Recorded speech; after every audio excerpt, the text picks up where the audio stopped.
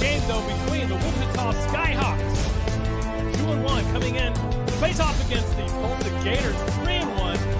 Number 4 versus number 5 in the poll here on Semipro Saturday. Stick with this. We are going to have ourselves a sweltering, fun game. We'll be right back right after this.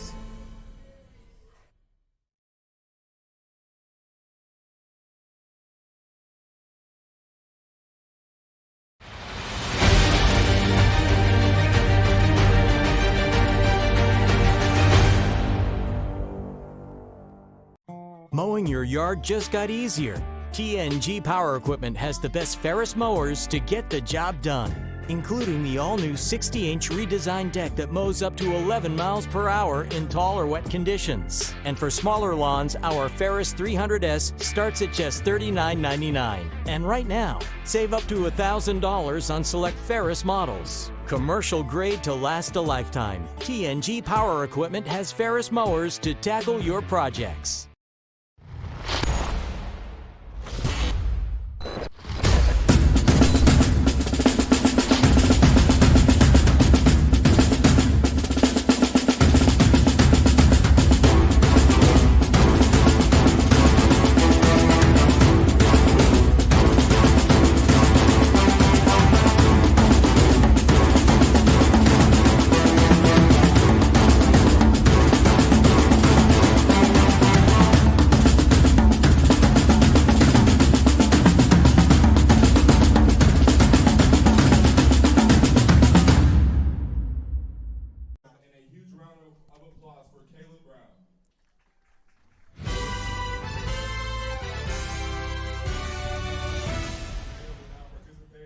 And welcome back, folks, as we are getting ready for the coin toss against the Tulsa Gators, coming out with only 2, the Wichita Skyhawks coming out with half of their team.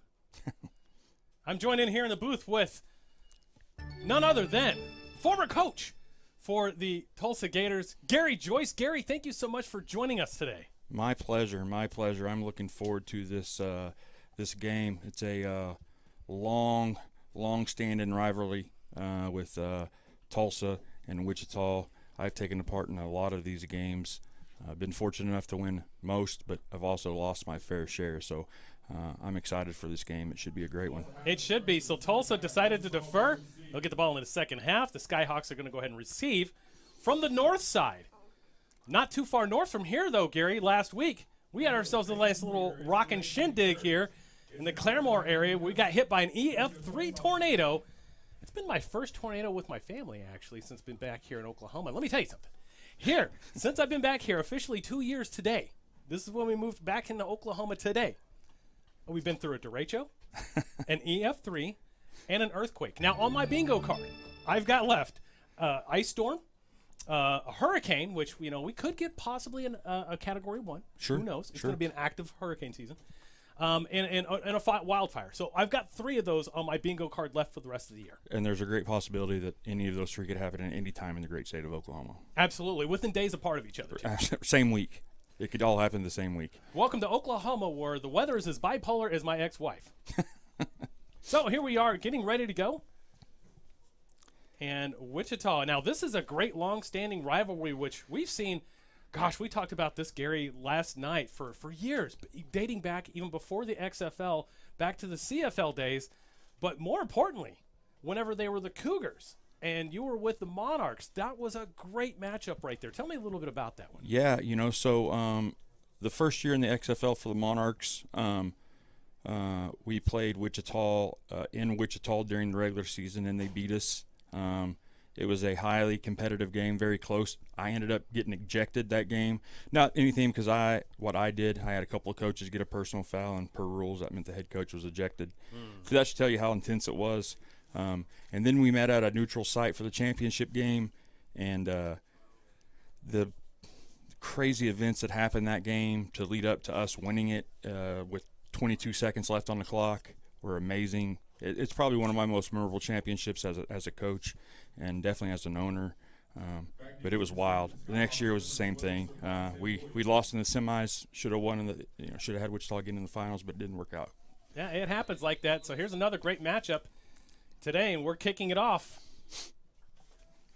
Ball's in the air. Takes a weird bounce. Beautiful. And that's going to be returned by Shakir Davis, defensive back normally for the Skyhawks. That's going to bring it out to about the 32, 33-yard line, depending on where they spot that ball. It's a great job by the kickoff team of the Gators there. They swarmed to the ball and did a really good job of not letting him get outside and force contained back in, so that was a good job. Yes, it was. The ball's going to be placed at the 33-yard line at about the 5 hash, it looks like. 4 hash, excuse me. So that's going to start them on the far side of the field. Good field position to start this game. Yeah, the Gators have really been successful this year with the big turnover and athletes and stuff, but they've really been hanging their hat on their defense. So we'll see today how well they do.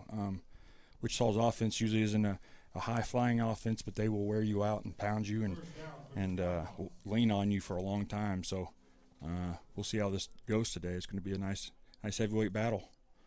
Start off with a run right up the gut. And they pick up about 3 on the play. Nice tackle. Nice tackle right there. By number 24, Derek Bender.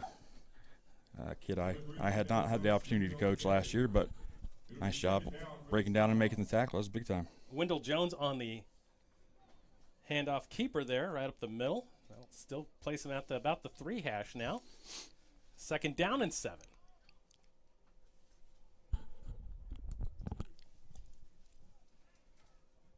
Wichita's in little trips formation with the tight end, little tray formation there. Tough formation to cover. Gators bring some pressure and no gain right there, man. Defense is looking the part so far. Yeah, so that's going to bring up a 3rd down and about, I think they picked up a yard, so we're going to call it 3rd down and 6. 3rd down and 6 on this play. And now this is typically where Wichita struggles when they have to throw the ball. They typically haven't had quarterbacks in the past, with the exception of one that had a great history of throwing the ball. But I don't know who this kid is, so he may be able to sling it a little bit. We'll find out.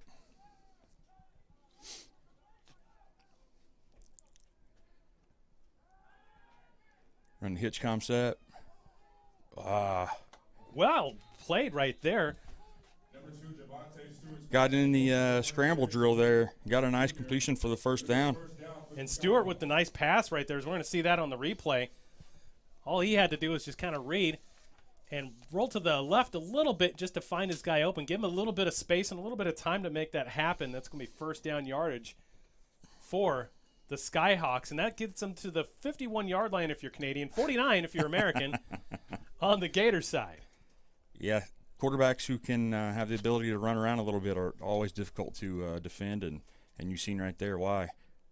He made himself some time in the pocket and was able to gain some free time. There we go. So Stewart's going to hand the ball off again, and that's going to go nowhere. So Jones doesn't really have much of a running room to go anywhere. As a matter of fact, he might lose a half a yard or a yard on the play. As you can see it again on the replay, as Stewart's going to hand it off, and the Gators just swarm all over the ball. That's going to be a loss of about a yard on the play, be 2nd down and 11. I have a feeling this is going to be one of those games that's just ground and pound, and it's going to be a 14-10 type of ball game, 21-20 type of ball game, something like that, where it's just going to be who can withstand the heat and put things together consistently. Stewart was flushed out of the pocket, but he gets it. Nice completion to the outside there. It's going to be number 19, Chris Zarecki. Here he is again, man. Kid making some time with his feet. Looked like the Gators' defensive line did not get very much pressure at all on that play. No, and if you give Stewart a little bit of time, he's definitely going to kill you, as we can see. Yeah. And, hey, a lot of that no pressure. Guys, it is hot today. It is really hot today and really muggy, and that's going to wear on the big boys. So linemen are going to have to do a good job of fighting through some of that. And that's going to be a gain of about 3 on the play. It'll be 2nd down and 7. And you're right. On the field right now, we've got a 99% humidity on top of the heat. So it's about 85 degrees. So it feels like somewhere in the 95, 96 degree era right there. And they've been fortunate all year where they really haven't seen this yet. So they've been lucky. The weather's been pretty nice, but that's coming to an end. And Stewart's just kind of surveying. Another handoff to the inside there. Right back again to Jones. And again, nothing there on the inside run. That's going to bring 3rd down and 7. And we're suspecting again that we're going to look to the air to pick up this 1st down for Stewart. Yep. DBs are going to have to fight through, run the coverage called, be smart. And the linebackers are going to have to do their job as well. Last couple of completions, not only have he been able to make some time with his feet, but linebackers have not been doing a great job of getting to their zone. So, not at all. And we're going to see if they make the adjustment now. His trips to the top of the screen. Very interesting play call to the inside on a slant, and that's going to get him the 1st down again. And we can see again Javonte Stewart just being able to find his choice of receiver to get open. And as you can see it again here, trips to the top of the screen, some really cool route running there. Opens the guy up right in that seam on that 5 hash. That was a great play design, great play call. Had a great time. It was like a inside snag with a double wheel concept out of trips. That was tough to defend. And again, though, they hit that area that I was just talking about where linebackers aren't doing a very good job of covering right now, and that's the area they took advantage of. So 1st and 10 again for the Skyhawks as they've been able to march down the field from their own 33-yard line and deep into Gator territory. Stewart is going to try to take it himself, but it's not going to find much. He might get a half a yard on the play. Ooh, that was scary. Good thing for the Gators, he kept it, because if he would have pitched it, there was nobody for the pitch man on the option game, so it would have got ugly quick for the Gators, I'm afraid, there. It could have, but luckily enough, nothing bad happened, and we are at 2nd down and 10. Which has not been good for the Gators. 2nd and 3rd down and long has not been good. Gators have not gotten off the field in those situations.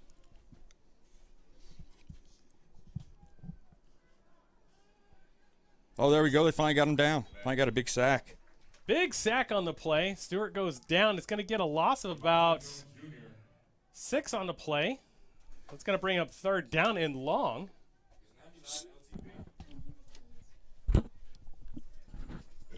Sir Henry with the sack. Sir Henry Warner with the sack there. The Gators D-line, they've done a great job of rotating defensive lines in. This is back to their starters, but it's like the 3rd group they've sent in, so they're helping try to save those bodies a little bit. So got a bunch formation, 2 and 2 on your screen.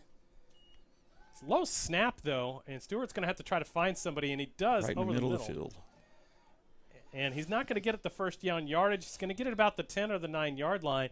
Let's go ahead and bring up the starters, honestly, for this this Wichita team. 4th and 5. 4th and 5. They're going to be going for it here, it looks like.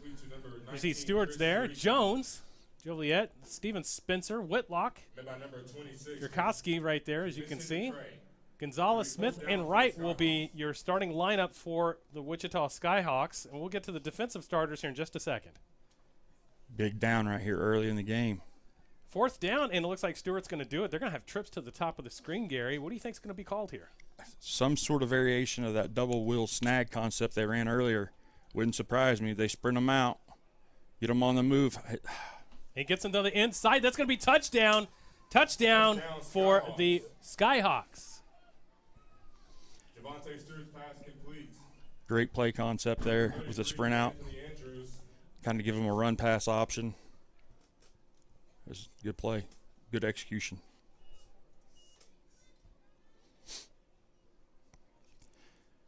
Now we get to see, though, if they have a kicker. And we all know in semi-pro football, you don't always have kickers. No, you don't. But we did see the Skyhawks kicker earlier in pregame. My son was actually out there kicking with them. who's been trying to kick for this past year and has done a great job. But we've seen him. He's got some good high balls. We saw him also in a couple weeks ago against the Bears, and he had some pretty good kicks then. So he's a kicker, huh? He's an actual kicker. That's good, because sometimes, at this level, it could be a 315-pound guard coming out there to toe poke it, so you never know. No, you don't.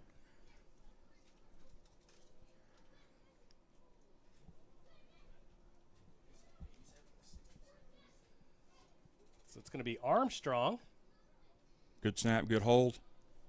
You got it up. Looks like no good on that play. He pushed it. No good. Wichita Skyhawks 0, Tulsa Gators. And that's going to be 6-0, and we'll be right back, folks. And we'll come right back right after this.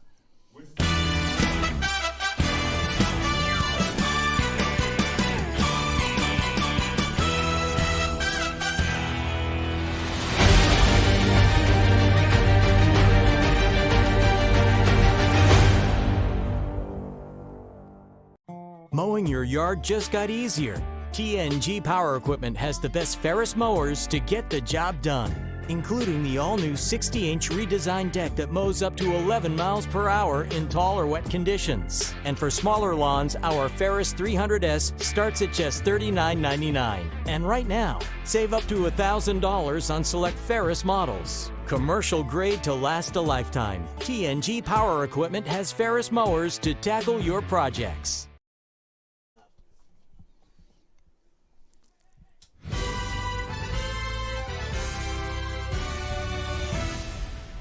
Welcome back, folks. The Skyhawks draw first blood here in the Swamp as they were able to get 6 points on the board. Javante Stewart was doing great, masterful, I would say, when it comes to finding an open man. He took his time. Yeah. He wasn't rushing anything. He waited for his man to be open. He had good protection on his line and was able to get 6 points. Now they are kicking off. Yeah, they kind of made me eat crow a little bit. And I talked about how they're going to have to run the ball to have success. And they came out just throwing it really well, throwing the ball nicely. So it's a good job on their part. Number eight, Jamal Stanfield. So Jamal Sanders is on the return. Gets him to a decent field position right about the 21-yard line. It'll be first down for the Gators. So 1st and 10 for the Gators here. Now this is going to be exciting here. The Gators have been in some quarterback woes with their starting quarterback, Sam Johnson, being out with an injury. Their number 2 quarterback signing a professional contract with the Tulsa Oilers. And he's playing today, in fact, here in about 15 minutes. Yeah, and so they've went to Jalil Ward, who's been a receiver for the Gators since the very first season of their existence. And so he did well last week. We'll see if he can do well this week. But it's going to be a tough one for him. So 4 outs. The ball was snapped, but the play was dead. Good thing, because that ball came right out of his hands. Looks like that's on the defense. Got a little excited too early. And we're going to wait for the call here as we got our sideline cam brought to you by Realty Mart USA. And that's going to be encroachment against the defense. And there was contact, so it's free 5 yards. Ready to go. It'll be first down for the Gators. Yeah, 1st and 10 for the Gators. I think Jalil needs to relax a little bit. That first one hit him right in the hands, and he dropped it. Now he's got that out of the way. Hopefully he can relax and play. I can only imagine never playing quarterback in your life, and now all of a sudden it's week 2, you're playing quarterback and trying to figure out all that stuff that goes with that position. So. Oh, yeah, that's going to be a lot of fun. Jalil Ward. We can see some of the scores coming up here. There you go.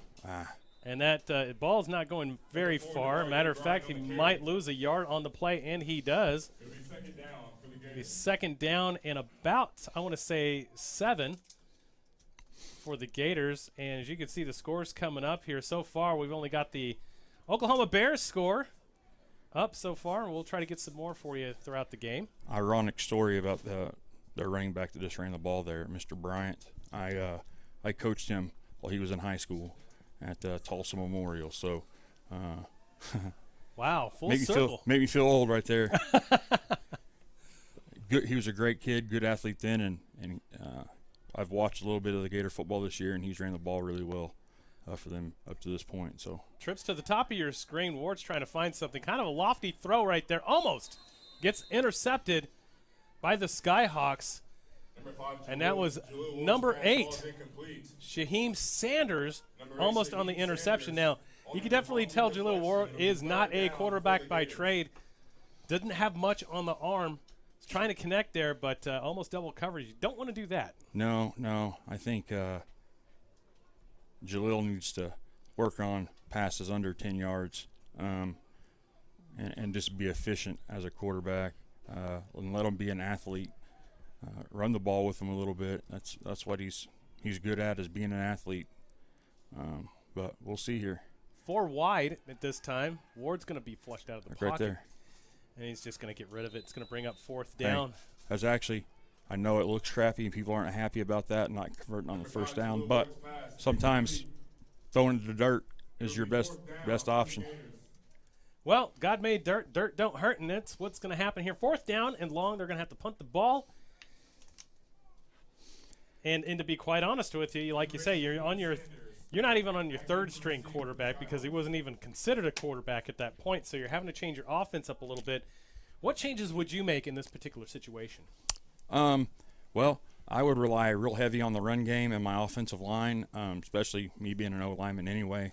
That's something I always did. But and I would throw a lot of quick screens and things like that when I needed to throw the ball, so that I wasn't asking Jaleel to push the ball down the field as much. Good return. That gets him to about the 48, maybe 47-yard line. Good stop, though, by the Gators, and that's going to turn the ball back to the Skyhawks. Because, see, if you look back at the Gators drive, they got that first down, they got 5-yard penalty. Mm-hmm. 2nd down, they ran the ball and lost one, so then they started throwing it, and they got away from the run. Who cares? It's 2nd and 6. That's still that's like getting 4 downs on 1st down. If you ran the ball for 4 yards on that 1st down, it's 2nd and 6. It's the same thing. Right Run on. the ball again. But they didn't, and they went to the air, and whatever. Here we it are. didn't work. But I'm not. That's meant no disrespect to Cody Childs. He does a great job and all that. But that's just my take on it and how I look at things, which people probably think I'm stupid too. So. Well, here we go. So we've got 4 outs, and looks like Stewart was trying to find something to the right, points to the left, finds him in the middle, is caught, and is down at the 30-yard line, 1st and 10 for the Skyhawks. Stewart, again, was able to make magic with his feet to get the play going, and it's going to be complete to, again, Chris Sarza. But Stewart. I'm going to get this one wrong, but I better get this right. Zaricki. Okay. Zaricki. The main important thing on that play right there is after Stewart threw the ball, he came up limping a little bit. So that's not good news for Wichita, if that's actually an injury or just a cramp or something. I don't know, but the Gators just have to get more pressure on the quarterback. If they give him any time at all, he's going to find people in the middle of the field. A little bit of trickery on the end around, hands it off in the middle, is able to get a few yards out of the play. And, of course, be expecting some people to go down today, some players, because that humidity and the heat is going to make cramping happen. You got to stay hydrated. In fact, I always told my players, you got to start hydrating 3 days before the game. Yeah, if you're just not hydrating today, you're done. It ain't going to help you any. Not at all. So. Hydrate, hydrate, hydrate. I will say, though, Dustin Hamilton, the Gators defensive coordinator, has done a great job of rotating defensive lines in. He's got enough bodies to do that, which is well, they do. And the ball comes out before he's down. It looks like it might be recovered by the Skyhawks, and it is. Number 3, Wendell Jones. And it's going to bring up 3rd down and short. It'll be 3rd down and here we go. Gators put in a whole new D-line right here on 3rd and short to get fresh bodies. All good. Like the move here. If these guys can play. Now, I don't know who these guys are or whatever, but if they can play, it's a good move. If they're 2nd string because they're not any good, then it probably wasn't a very good move. But we'll find out right here, I guess. It's always after the play that you find out was it a good move or not. So Absolutely. It's gonna be trips to the top of the screen again. And last time we saw them with the handoff. So will we see something short on the inside, or we're going to see a screen? Good job. They tried to get them to jump. Gators D-line did a good job staying put, forced them to take a timeout. So, and they're going to take a timeout. We're going to take it with them. So A little bit left here in the first quarter. We'll be right back.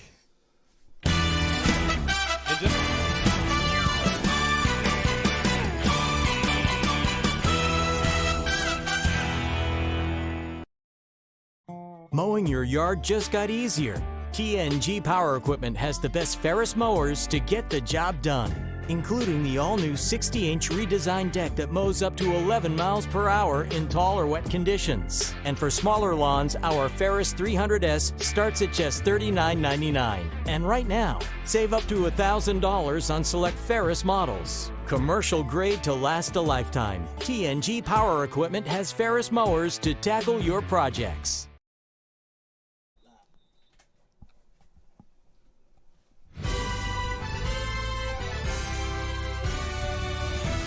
And welcome back, folks. As it was a 3rd and short, 3rd and 2, they got trips to the top of the screen. Wichita coming back out. This time they're going to roll to the right. There it try is. to find something out down there. Break down and make the tackle. There we go. Got the tackle. Or the sack for – it was actually a sack, guys. It was a 1-yard loss. It was a 1-yard loss, and that's going to bring up 4th down for Stewart. Now the question is, are they going to come back out and try to go for it on 4th down like they did on the last drive? And by the posture, it's looking like that's the case. Yeah, Darryl Nave, Wichita's head coach, he is a guy that he has a lot of trust in their offense, defense. He's not a big special teams man, and he will leave his guys out there on 4th down an awful lot. He's always done it to me, and he's always picked up 2 or 3 first downs that he shouldn't have by going for it. It's aggravating. Well, he's got 4 wide right now, single back coverage. And is he just trying to draw them off? Yeah. And it looks like that's what the plan is. And that's going to call a timeout. It looks like a flag, actually. Yeah, it's going to take the delay. The delay of game. And then are they going? Do they do that to punt? I mean, that's my question. I think where they were at, that may be field goal range, but by taking the delay of game, I don't know if you kick a field goal from here, and if you're punting it, what do you gain? You gain. Well, it's 4th and 8 now. And so if you punt it in the end zone, you're gaining 5 yards. Yeah, I don't know. We'll find out what strategy it is. No, he's field goal kicking it. Okay. Why do you take the delay? I don't know. If you're going to do a freeze call, that's automatically for me, it's punting situation. But I would think. Now the kicker here, we've talked to him prior to the game today, or prior to the kick today. And he says he can get about 50 yards is his longest right now. Now, provided if that's not humid and you got a tailwind. Well, he's close to it right now. This is like 42 yarder right here. So. Yep, 42 yards. 47 yards. Good snap, good hold.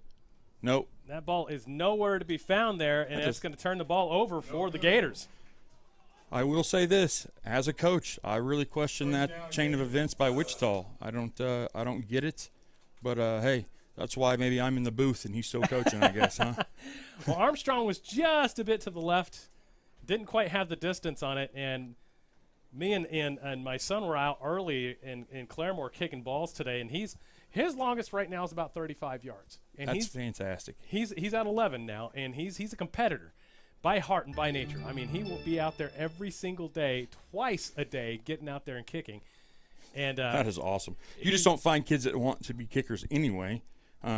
Usually, most kickers are soccer players or something like that. Yeah. So that's fantastic. Wherever he goes to high school, some coaches are going to be very excited that they have a kicker. I'll tell you that much. For sure. And this is going to be his first year playing, but. He was coming up about 5 yards shy, and I was explaining to him, that humidity and the heat definitely plays into a factor, especially if you have no wind. Yeah. So the Gators now, 2-back protection in their formation. Boy, they got a big back there. And there you go, Jaleel. There you go. It fumbled the ball. And the ball's on the ground, and it looks like it might be recovered by Wichita, and it is. Haven't seen anything from the official. They made the call. They have, yep. That was a great run by Jaleel. Great run. He's just got to hold on to the football. Yeah, that ball was being held kind of like bread, as you'll see it on the replay here.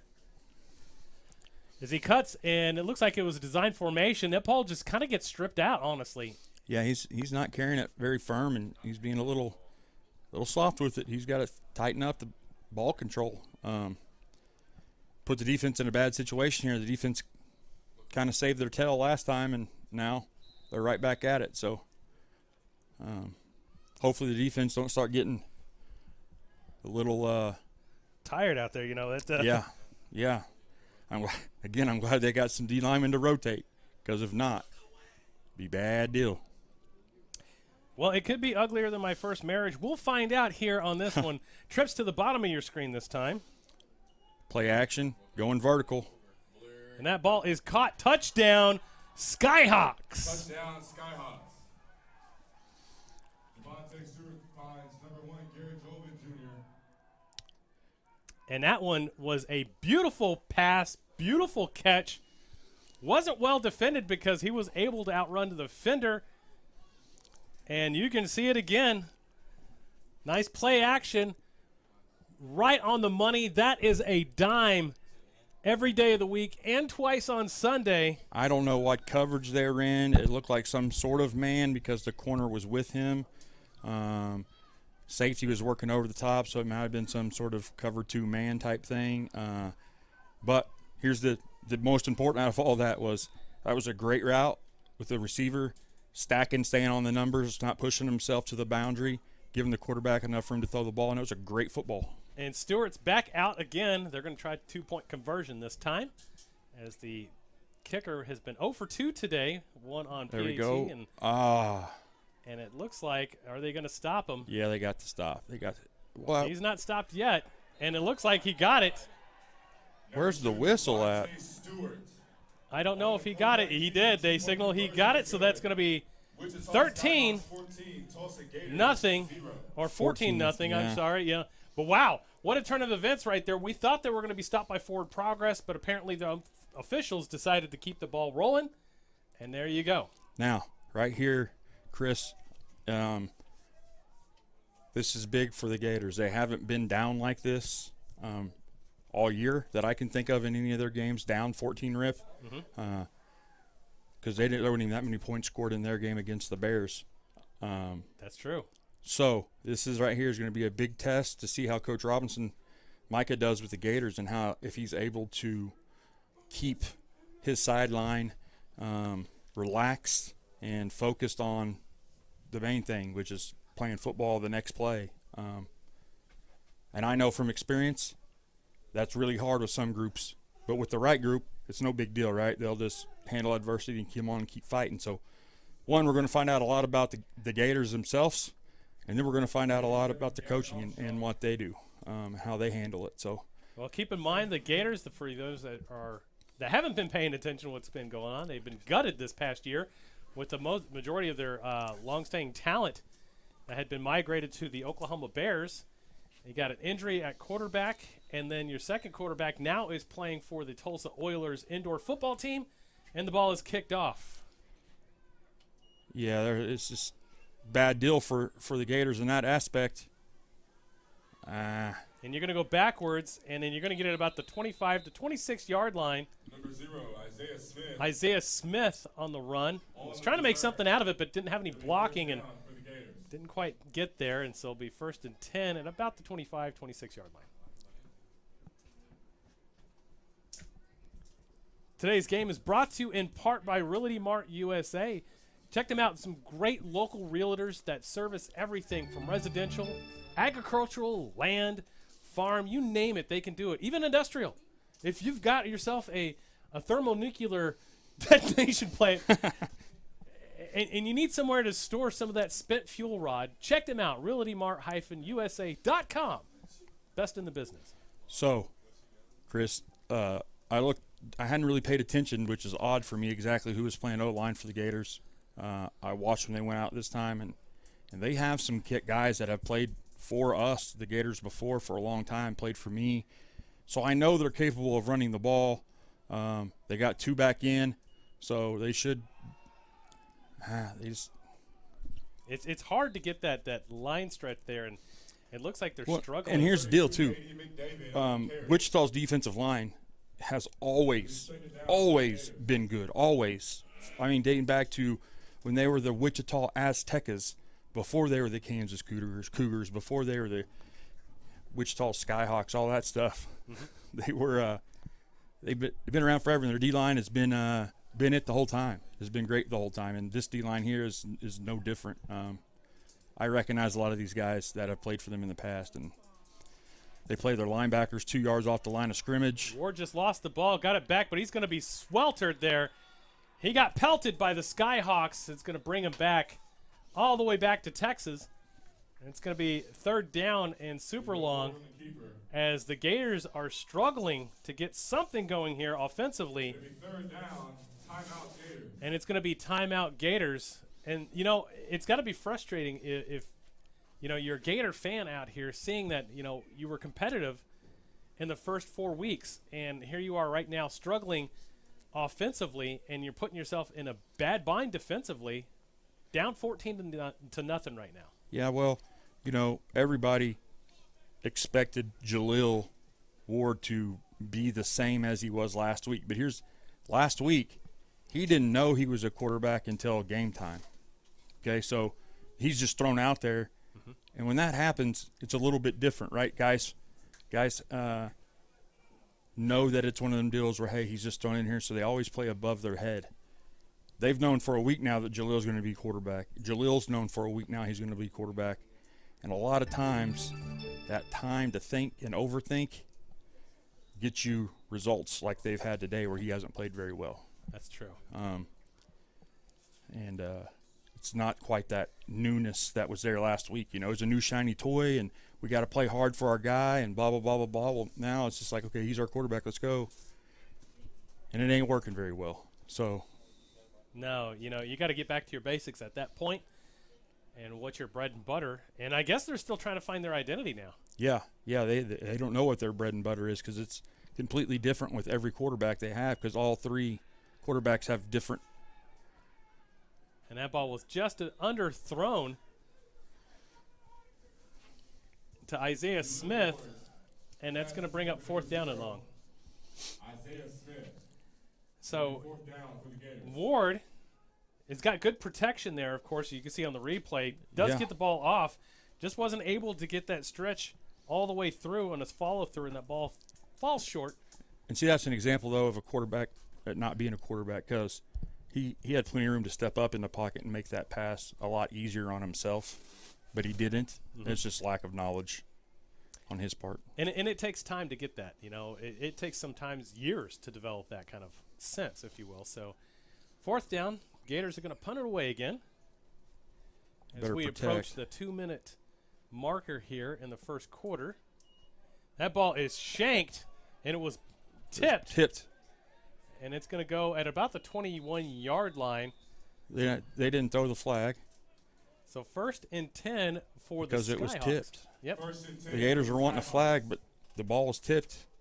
Nothing they can do about it then. It's live football. Yep, so 2:23 left to go. And, I mean, if you're the Gators defense, you're spending way too much time out there, but you got to get something going on. You got to get that ball back. Otherwise, we're looking at 21-0 going into the first quarter. Yeah. Second quarter. Yeah, it's not good. And again, makes me sound like a complete idiot. I get on here the first drive of the game and I'm like, oh, it's going to be 14-10 or something like that. Well, and that's been anything but that. Just kudos to the Skyhawks, really, in that. They've played really well.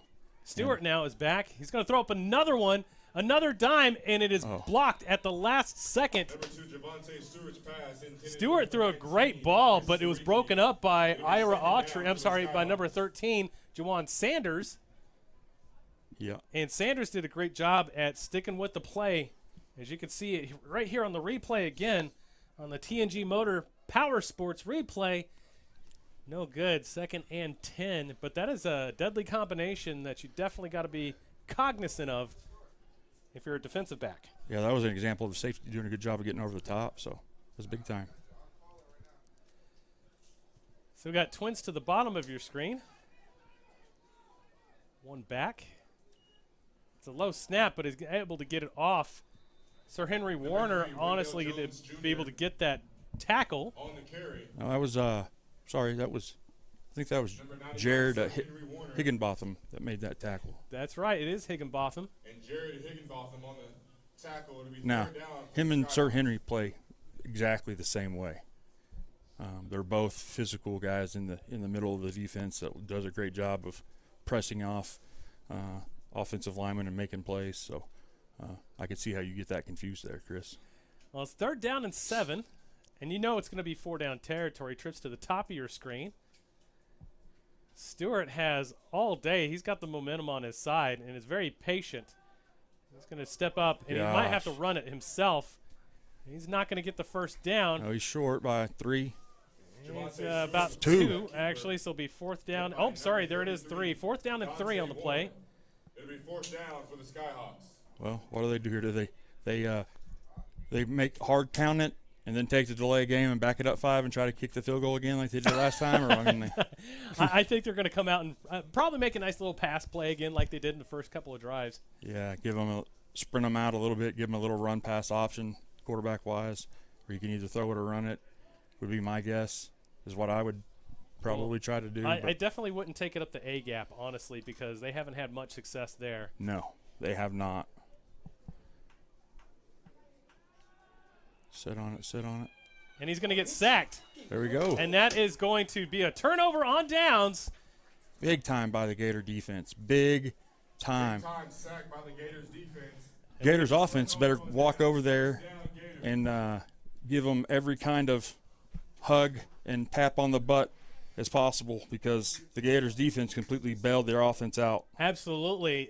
Stewart was trying to bounce it to the outside and got demolished in the B gap. And so if he 1st and 10 for the Gators at the 20-yard line, fresh new blood for the Gators. Now, they need to get a couple of first downs. They haven't got a first down yet. They need to get a couple of first downs to keep the defense off the field. They might need to go back to the running game, make it a little bit more honest. Yeah. But we'll find out what we got from Cody Childs, as we've got 4 wide, single back. Ward's going to pass it again. There we go. This time he does find a receiver, picks up about 6 yards on the play. Short, easy passes. It'll be 2nd down for the Gators. Short, easy passes. And that was Jarius Maul has as number 1, but that's not the case because Maul is playing for. It's Isaiah Chapman. Isaiah Chapman, excuse me. Yeah, Maul. It's not Mole. He's not pulling double duty tonight. I wish the Gators thought he was, but. But yeah, he's playing up the road over at the BOK Center tonight.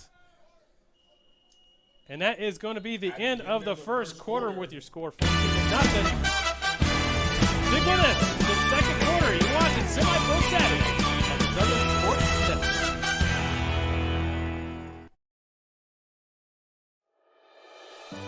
There's no place like home. Whether you live in Oklahoma, Arkansas, or Missouri, Realty Mart USA is your go-to real estate company for residential, commercial, agricultural, or land. We believe in strong connected communities and sponsor local events. Realty Mart USA, supporting our communities, supporting our future.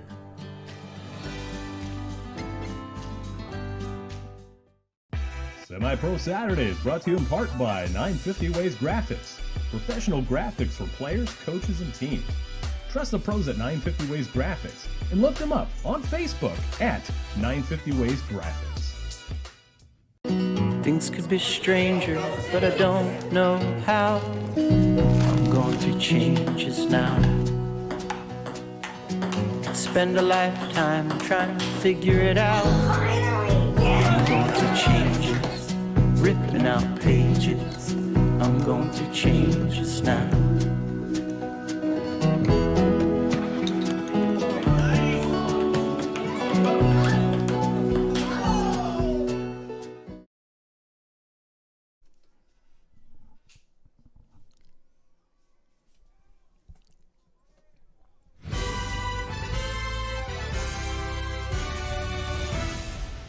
Welcome back with the Gators now are going to be able to throw it, and it looks like they might get first down yardage, and they do. So the first down of the game comes in the first play of the second quarter. Jaleel Ward's finally getting his groove back, kind of like Stella, and here we are, 1st and 10 at about the 34-yard line. Yeah, he finally was able to move around the pocket right there a little bit and stay relaxed and complete a short ball, right? I'd ask him to throw 40 yards downfield, ask him to throw 7. That's what he's capable of. It's a good job. So 1st and 10, Twins to the top of your screen. Got a man in motion to the inside. They're going to give it to the end around. He's going to be able to pick up a couple yards on the play. I like the play, and I like the execution from Chapman. It keeps the defense a little bit more honest, and it kind of gives them some options to play with. You know, you're not so one-sided. Yeah, that jet motion sets up all kinds of counters off the jet motion. So, you know, you can jet across and counter back away from it, all kinds of things, play action off the jet. So that opens the door for a lot of things just with that motion and running that one time, you know. So, again, 4 wide. Single back. Ward's going to send a man in motion again. This time he's going to try to hand it off on the inside. Gets nothing. In fact, they might lose a couple yards, and they do. Brian on the carry is going to lose about 3. So it's going to bring a 3rd down and 10 back to the original line of scrimmage. Well, so 2 steps forward, 1 step back, or 1 step forward, 2 steps back? Yeah. I like the play call there, too. It looked like maybe they had tried to save some gas for a couple of O-linemen and maybe had some other guys in than their starters. And I'm not saying that that's where that guy got through at, but sometimes you kind of got to stick with your guys that are your guys for a reason, you know. Didn't work very well on that play, that's for sure. So 3rd down and long, and they're going to go back to 4 wide. Coach Childs is going to draw something up here, and it looks like there's going to be movement, but I think it's coming from the offensive line. Might have had either a phrase play call or design go on too. But they're going to call it encroachment on the defense. I didn't see the call in just yet. I think they're a little confused. One guy called one guy called another. Let's do a coin flip. Gary, you got a quarter. Let's find out. Or Magic 8 Ball. That's the next one. When we come back next week, folks, we're going to bring the Magic 8 Ball sometimes because, as we've noticed here on Semipro Saturday, sometimes, and here's the call, it's going to be against the Gators like I thought. We can make these calls and get it from Magic 8 Ball way before we get it from the officiating crew sometimes because in semi-pro football, it only makes sense that you're going to use NFL rules with high school officials. So if that makes any sense to you at all, here's what we got. Yeah, don't even get me started on that. I've been a proponent of straight high school rules forever, but what do I know? What do we know? All right, so 4 wide again. 3rd down and 15 this time. Ward's going to have to find some magic, and he slips away. There is a flag on the play, and that ball is incomplete. But there is a flag coming from the line judge. That's an odd place for the flag to come from when the play was on the complete opposite side of the field, but who knows what he's seen. Well, we're fixing to find out here soon. Again, Magic 8 Ball time. We would have already had it figured out, Chris. Yeah. Holding. Defensive holding. Okay. That's going to bring up 1st down. Yeah, automatic 1st down. It's like 5 yards, but automatic 1st down. That's correct. First down for the Gators. So that breathes new life again for these Gators who are getting a little bit lucky now. They just went back to the original spot, but it's 1st down. Most importantly, you're not giving the ball back to Absolutely. the Skyhawks, so you're killing some clock. You got to figure out your groove here. So it gives you a little bit more. So back to the 4 wide. Single back. Got a new back in this time.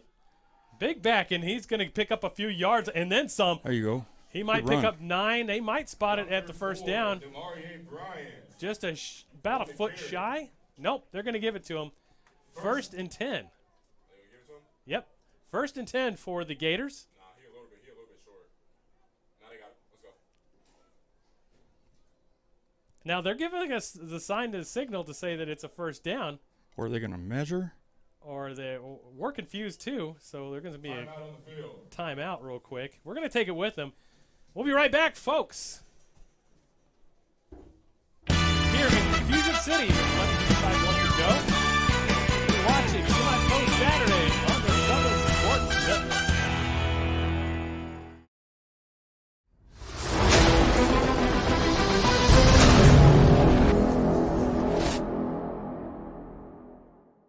I can feel the warmth deep down in my bones. I know that I am home. I miss him too. Love brings us here. Together's where we all belong. You're my home. My home.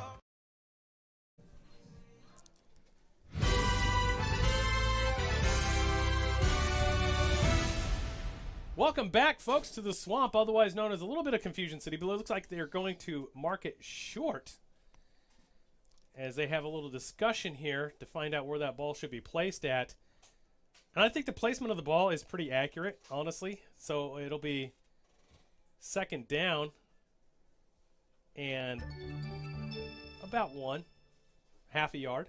Second down and 1 for the Gators. So good placement, great run. Couldn't ask for a better run, honestly, especially with all that traffic. Oh, they gave him the first down there. Look, they gave him the first down. All right, here we go. Okay, so now we're First down, Gators. we just don't know what's going on here. Neither do they. Neither do Neither they. do they. All right. So fun times.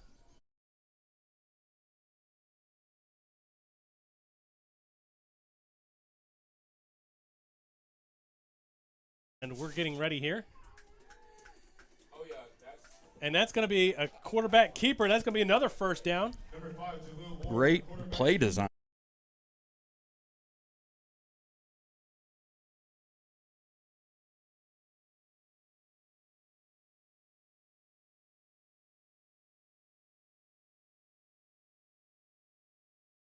Yeah, it was a great play design, great execution. O-line, I've seen big Kirk Beeler out there moving some guys. It was a good job. It was blocked up well and executed well.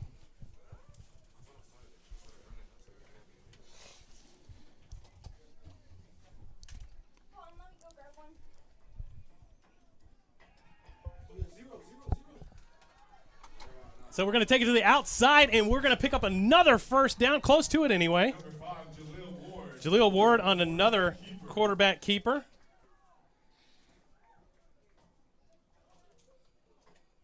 As we get to see that one again, and just runs to the outside. First down. And first down, they're going to mark it again for a first down. I think these officials are being a little pro-Gator on their spots, but hey. I mean, I'm pretty sure the Gators are not going to argue. No, not at all.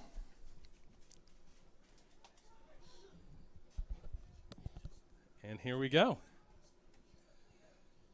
So 1st and 10, this has been the best drive for the Gators. Second quarter has been great for them. It's going to be 4 wide again. Jaleel Ward is back, finding his groove. He's trying to find something down the field. He's going to try to get it, and the ball comes out as he was getting sacked. Question is where is that ball going to be placed, and who is it going to? Wichita says that they got it back, and they do.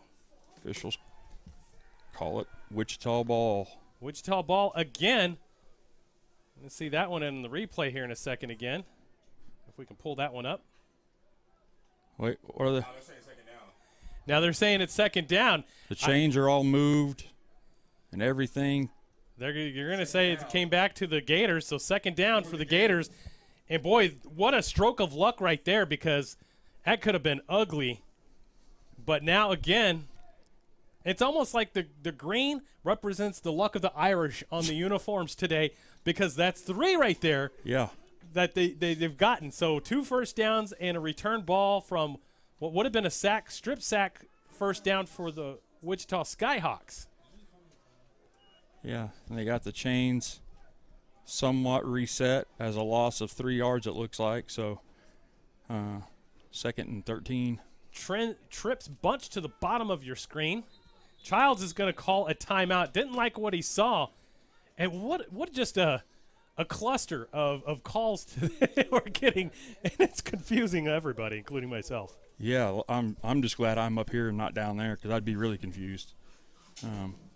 But, hey, it happens. We all know at this level it's not like you're getting, 9 hours, 12 hours of practice time during the week. Yeah, I mean, it's exactly. tough, It is tough. And this officiating crew, of course, they're learning as they go too. I mean, this is a great way for them to work out all the kinks before high school football season begins, to go back to their mechanics that they know, of course, but gives them some extra practice to come out. Let's talk about this whole high school NFL rule thing that semi-pro football does. Mm-hmm. So, as you said, they're high school certified officials. Correct. And most semi-pro leagues work with some sort of high school rules with modifications. Right. Or NFL rules, something that's not just straight high school rules. Okay. And then everybody gripes about how bad the officiating is in semi-pro. Mm-hmm. Well, yeah, we're asking them to do something they don't do.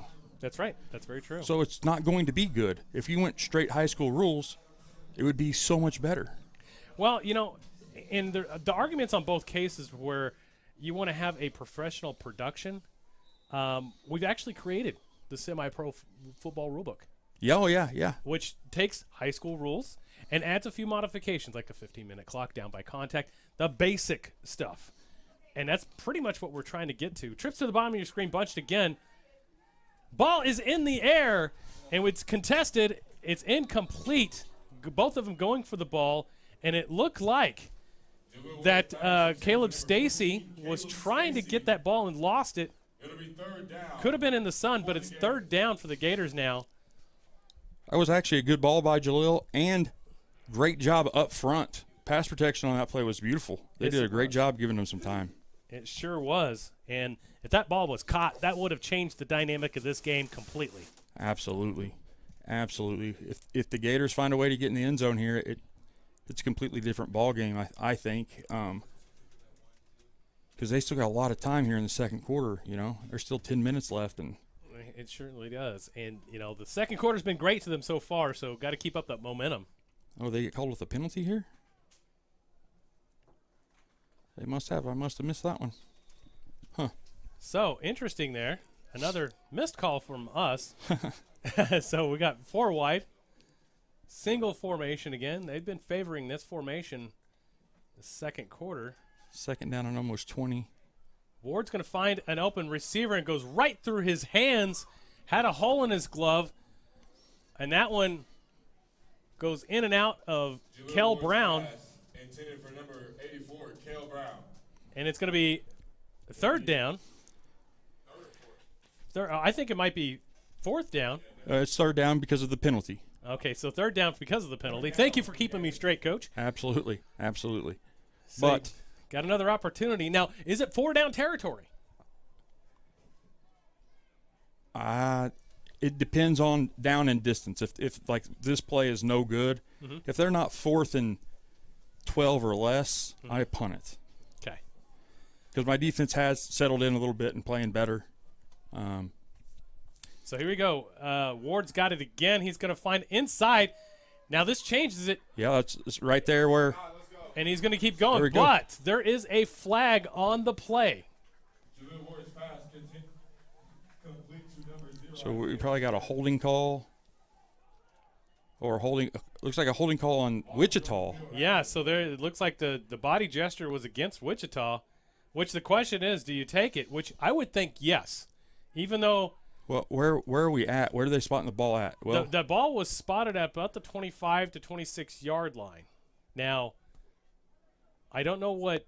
So I don't know what they're going to do is in terms of that, but it looks like the ball now is going against. It is against the Gators. The Gators. So we're even confused in the box because the body language is not matching up for what's actually happening. So holding call against the Gators. Now that goes to a third down and super long, but it's still third down, not fourth down is what's indicated on the box. Correct. It should be third down. There we go. They got the box correct. Against the Gators. It'll remain third down. 3rd and 20 is what we got right here, fella. Or third and 20. 30. I'm sorry. Third and 30. Okay. 3rd and 30, yes. 3rd and 30. Okay. They're 20 yards behind the original line of scrimmage. Now, this is a lot to ask for from your freshman quarterback. Yes. It's going to be trips to the top of your screen now. No protection at all, and they're going to try to get to the outside. Don't see. And he's going to throw that ball way up high, and that's going to be intercepted. Fresh fish, first down and 10. As good as a punt? As good as a punt in that situation? I would say so, yes. With a chance that you may get it, I don't know that I have a problem with that call. First down. Well, it changes the field position, and it was going to be 3rd or 4th anyway, close to it. So it's not a bad call, like you say. Yeah, I mean, if you complete that pass and you get to the 40, you're still, the opposite 40, their 40, you're still kind of in that same predicament. What do you do? If you punt it, you're probably, it's going to come out to the 20 anyway because it's going to go in the end zone. That's throw the correct. interception, it's at 20, and you had a chance. At least throwing the ball on offense, you have a chance. You know what I mean? So Absolutely. So here we go. Get a nice shot of the Gators sideline.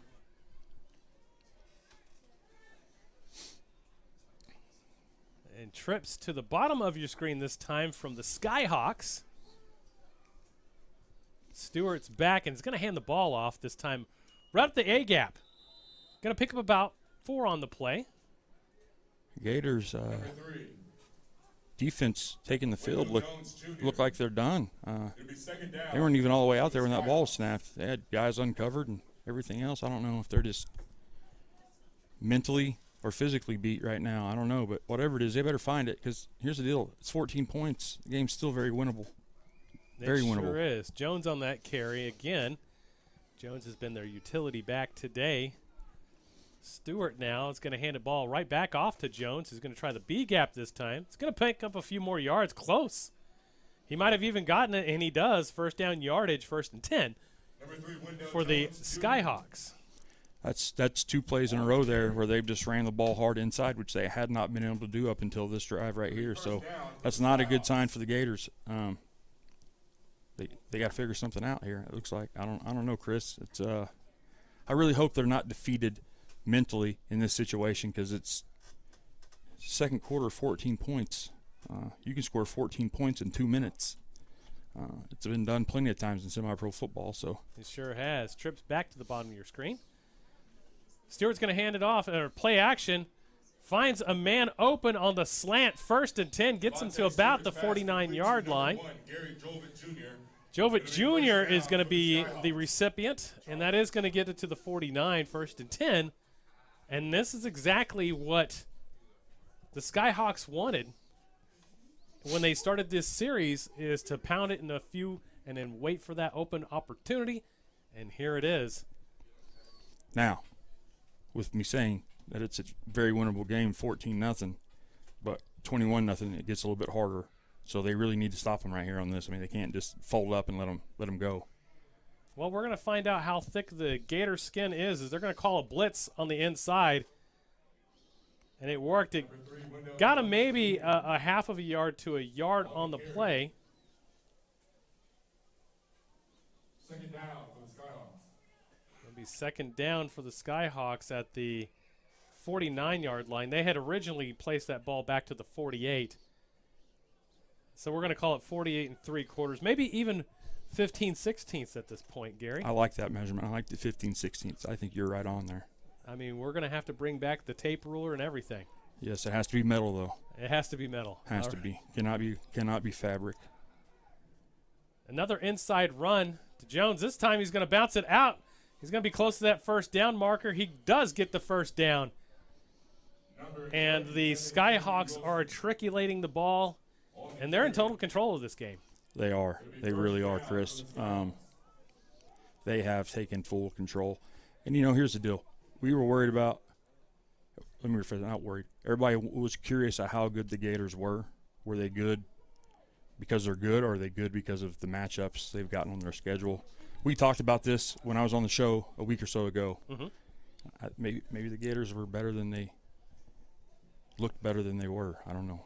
Well, the quarterback play makes a huge factor, and I think that's what the missing piece is right now. If they have a decent quarterback, I don't think the momentum swings as far to the Skyhawk side as it has today. So you've got some attrition to really take in consideration, and then that leaves your defense on the field when it's sweltering hot. So, that is a fair point. That is a fair point. And quarterback play is a big deal at this level of football. So let's see what Coach Darrell Nave is going to do in this situation. 2nd and 10. Trips again to the bottom of your screen. Stewart finds an open person, but he just overthrows him, and that's going to bring up 3rd down. Looks like the Gators the Skyhawks are hurting themselves a little bit in that situation. They've done a great job running the ball, and then all of a sudden the Gators get a stop once on the run game, and now they got to air it out, they think, and put themselves in a bad situation here. Well, a bad situation for the Skyhawks isn't that bad of a situation because they've got the tools and they've got the manpower to be able to get it done. They are deadly, and you got to watch out for them. I'm going to take a quick break, it looks like, trying to figure something out here. We've got the head official coming to the line judge. I don't know if they're looking at the clock. Not exactly sure what's going on. Is their coach talking to head coach Micah Stewart, and it looks like it's going to be a clock issue. 5:20 is going to be placed back on. 5:20 back on the game clock, yeah. Yep, 5:20 back on the game clock. As they're trying to get that set and sorted. And there we go. We've got it set. Everything's good to go. We're back into play. It's kind of odd that Wichita was the one talking about clock, know what? One thing we forgot to is bring up the Gators defense. Starters on that one. Jared Higginbotham, as you can see.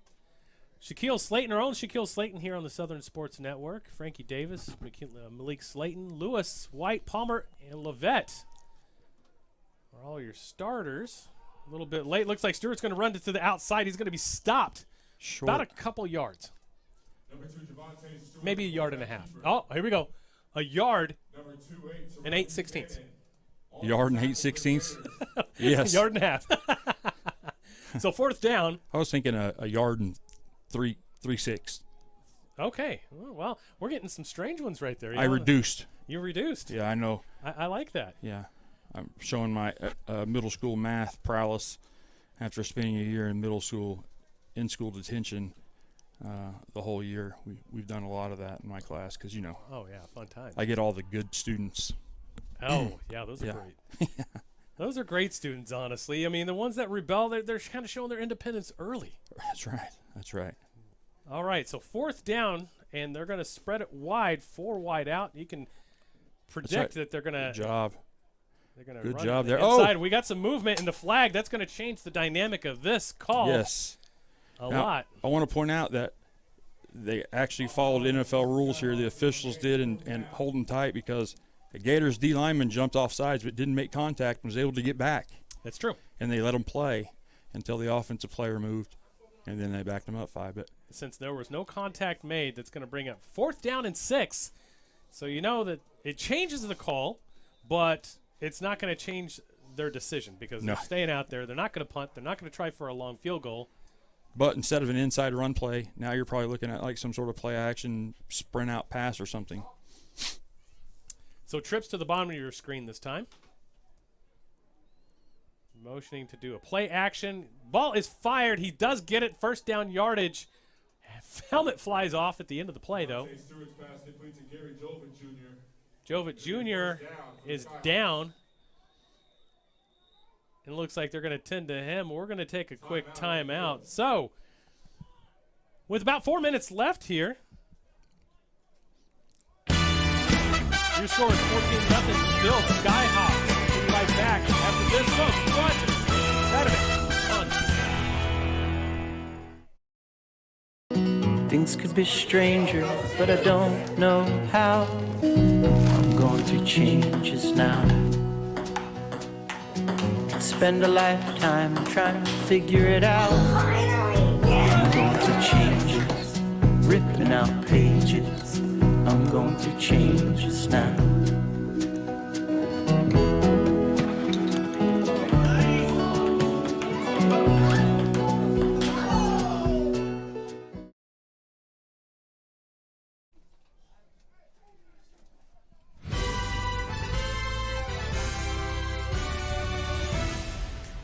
And we're back, folks, as her player is taken off. It was a dart, as we were talking about that at break, Gary, is that, you know, there was the question of who is one of the top quarterbacks, who are the top quarterbacks in the CMFL, and I've definitely got to say that Stewart's in my top 3. Based off the way he's performed today, it would be really hard to argue any different.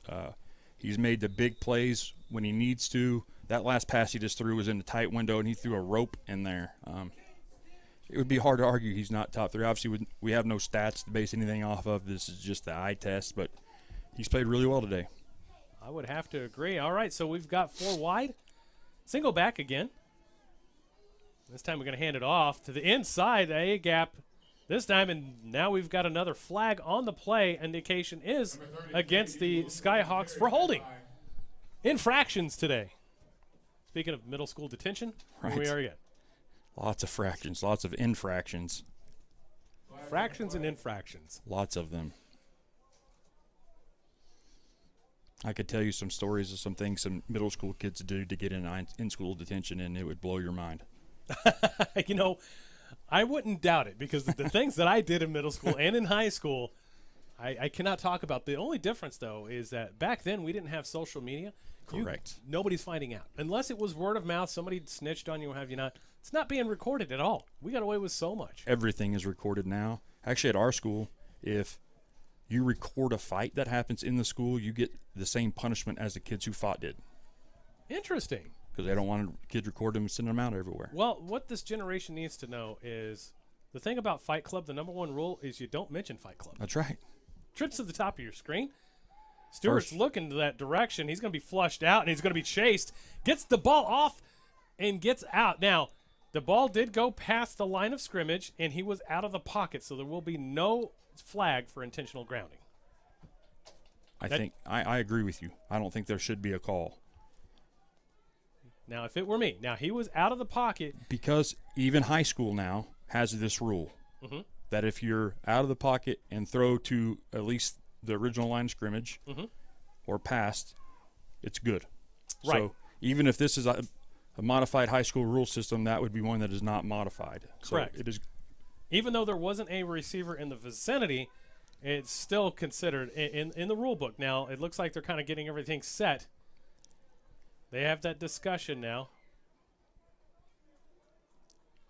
They are going to call it surprise. Well, Intentional grounding against the Skyhawks. sure. You know what? That's the beauty of Semipro, Jerry. You just never know what you're going to get. It is a Forrest Gump box of chocolates with 3:07 left to go in the first half. That's going to back them up even farther. We can get the bulldozer backing up noise because it's and a loss of down. It is. Loss of down, 3rd down. So now you're talking 3rd and 556, whatever it is. I don't know. It's a long ways there, boys. We're going to call that one 3rd down and 38 just for fun. I'll take it. Just for fun. But Stewart's been pretty electric, so I do not doubt the kid in this situation. No, I don't either. So we got 4 wide again, single back coverage. Screen. And that is caught. Good blocking, but it's not going to get him anywhere near. It's going to get it at the 51.5-yard line if you're Canadian. And that's going to bring up 4th down and long, but the clock is going to keep rolling, which is not bad if you're Wichita because you're still up 14-0. You're going into halftime. You got the momentum. You don't have to do anything great. And great for the Gators because Wichita is putting together a drive here, and we're talking if it's 21-0 at half, it's a whole lot different story. Right. So the Gators got bailed out with some penalties, still made some plays, though, but it's not 21 rip right now. They're getting the ball back with at least some time. Hopefully, maybe they put some together, maybe they don't. But at worst-case scenario, they're going in down 14-0, you would think. Because there's, 2:19 left, 18, clock's ticking. So yeah, and you get down to the 2-minute warning. Which they may be waiting to do. And it looks like they are. because they're short guys. That's what I mean. If they're smart, they would just wait. I would too, and I think this is a kind of a ploy. Good call by Daryl Nave to kind of just set it and forget it. It's Ronco. It's 2-minute warning. I don't know why the officials did not call it. And they're going to take this one. That ball comes out. That's going to be recovered by the Skyhawks. And the Skyhawks are going to get it at about the 6 or 7 yard line. Bad decision by the Gators to try to field that ball. They should have just let it go. And that should be at the 2-minute warning. That play should not have taken place, Chris. That play should have never took place because of the 2-minute warning. The ball was kicked after the 2-minute warning. Yeah, that should have been called dead to begin with. They need to bring that back, flip sides, and re-kick it because it was a terrible job on the officiate's part on that right there. Yeah. And I'm glad I'm not in a situation to get fined. I can say that. Well, you won't get fined here on the Southern Sports Network. We're going to get an official call here. That's holding against the Gators. It's declined. It's going to be first down and goal. Why aren't they talking about for the Skyhawks? Is there no 2-minute warning here? There is in the NFL, and we're playing NFL rules. It should have been a stoppage of play. But I don't know if these officials know about that. But again, it's a Forrest Gump. You never know what you're going to get kind of officiating crew. They're going to stop play now for the 2-minute warning. I don't quite get it, but it is what it is. We're going to take a quick break, folks, as we try to figure this out. We're going to have some man your brain surgery. So we're still 14-0 with a buck 48 left to go in the first half. You're watching Semipro Saturday on the Southern Sports Network. Things could be stranger, but I don't know how. I'm going to change this now. Spend a lifetime trying to figure it out. I'm going to change this, ripping out pages. I'm going to change this now.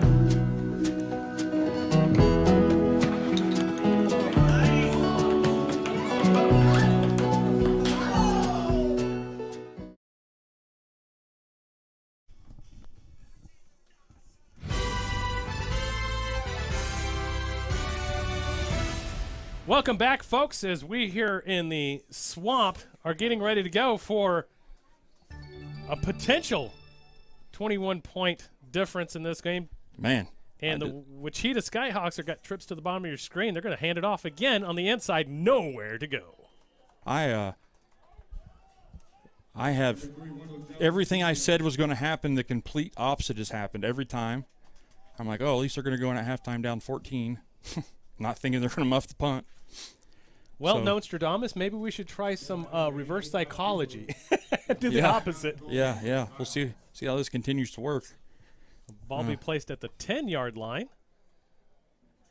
So they're going to back it up a little bit as that play went nowhere. Now, Coach Nave is going to go back with trips to the bottom of the screen again. He must have something out of this bunch set that he really likes. He's going to look to the left on the inside. He's not going to get it. The ball does get thrown. It is caught, but you're going to get a loss of about 1 or 2 on the play. Good coverage by the Gators.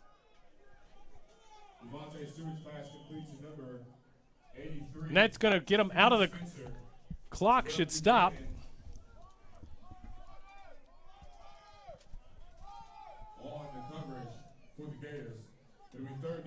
So third down for the Skyhawks. Now, do the Gators have enough on here? As you can see it on the replay here. Just throws it errantly. He did see a receiver there, but I honestly think he was just trying to get it out of his hands. But it's going to be third down. They took another time out. Do the Gators have enough to stuff him again? Well, they have been doing a great job of getting pressure on him this last 2 plays here. Well, they shut down the run, and they got great pressure on the quarterback that last play. So if they're consistent with that, they could force a attempted field goal or an attempted go for it. I don't know what Daryl feels. I don't know if coach feels like he can kick it from down here or not. I would hope so. It's shorter than a PAT at this point. But hey, you never know. I've proven that several times. That's true. That is very true, Coach. All right, we're getting set. 47.4 seconds left to go in the first half. And what's been a lopsided game, we got another stoppage of play. They sure do like to stop the clock a lot.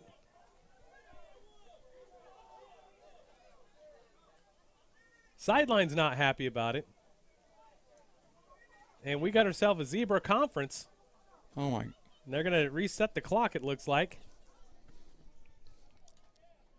Could have done this earlier. 55 seconds is supposed to be on the clock, and they're going to try to reset it for 55. 55 seconds. Okay. And we got it now, so they're going to go ahead and set it and forget it and get back to play. All right. Curious where that 7 seconds came from, but all right. Well, we got trips to the top of the screen this time as they just flip the script. Single back formation again. Stewart almost looked like a broken play. He's going to be flushed. Got to break down. Got to break down right and there. And it is a huge breakdown. That's going to bring it down to the 30-yard line. Okay. And no stoppage. Here comes some special teams unit coming out on the field for the Skyhawks, it looks. Looks like they're kicking a field goal. They got 35 seconds to do it in. Yeah. 30 seconds. I would leave, if I was the Gators, I'd leave the defense on the field and play safe right here. I know likelihood for a trick is not super high, but still very plausible. Yeah, and it's looking like that's what they're doing right here. They haven't made any changes in formation. Yeah. And we got another stoppage with 10 seconds left. It's going to be timeout Gators as they want to discuss it. What? And find out what they're going to do. I don't quite understand it, but they are doing it what they do. So, yeah. And I guess as a coaching staff, if you're doing something maybe that you haven't actually coached in a practice yet, it's always best to take a timeout and talk about it because you have nothing to hurt. They're going to line up to kick the field goal. We know that. So if you're defense, you want to play it safe and you haven't worked on it, maybe you need to call that timeout to talk about it, Well, then it'd be a good timeout for Coach Micah Robertson to get his guys into place as they haven't been struggling on defense. I think they've done a pretty darn good job on defense considering the situations that they've been in. And against a team that hasn't really had too much injury at all, it's got all their star players. They haven't been robbed of their star players this year. And here we go. So 4th down and about 33. Now the Gators have to be smart here and stay off the kicker and the center and all those things so they don't get an unnecessary personal foul here. Ball is up. It is tipped. There we go. And it's no good. 7.4 seconds. You couldn't ask for a better defensive stand from the Gators. That was huge. That was huge by the defense there. That was, really that was pretty remarkable. I'm going to be honest with you. They had the ball 1st and goal to start. At the end of that series or the beginning of that series there, 1st and goal, and they ended up getting the ball back after a field goal attempt is pretty freaking remarkable. Well, you can definitely hang your shoulders high on this one because, it could have been 21-0. It could have been 28-0 by now. But it also could have been 14-14. So absolutely. There's a lot to improve on and a lot to talk about in halftime. We'll have to see what Coach Micah Robertson comes up with. I'm thinking you're taking a knee here is what I'm thinking. Oh, I definitely would. I don't think I risk turning the ball over. The Gators have put it on the ground a few times. I think I just snap it. No, go. I would just take the snap and kneel it. Yeah, there we go. And that'll take us down to the end of the first half. What a first half, Chris. Fantastic football. I would definitely say so. First half, Wichita Skyhawks 14, Tulsa Gators 0. Well, here we are at halftime, and we'll be right back, folks. Right after halftime, you're watching Semipro Saturday on the Southern Sports Network.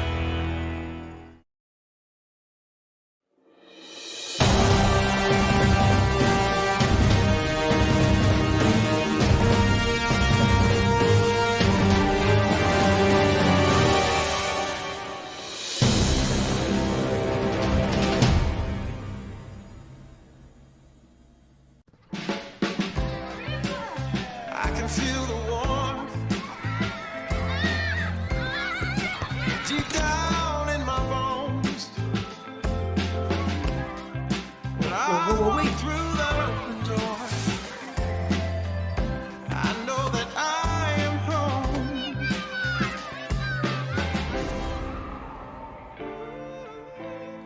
I miss him too. You're my home.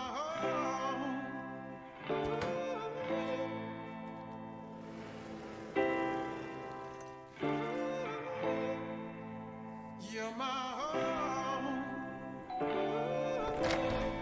Love brings us here.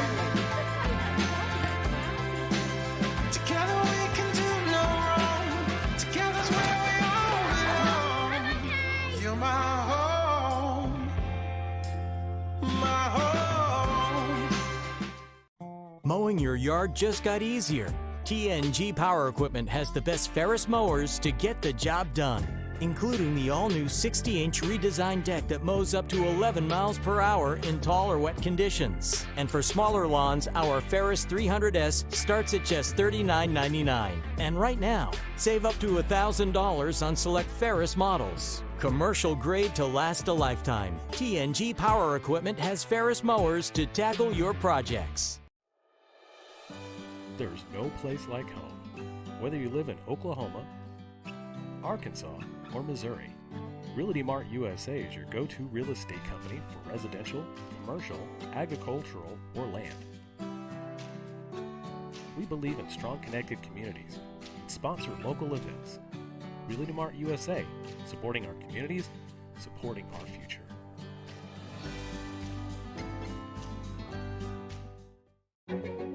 A tradition of educational excellence, more than a century in the making, continues in Broken Arrow. Here, supportive faculty, in-demand undergraduate and graduate degrees, and affordable tuition make Northeastern State University your transfer destination.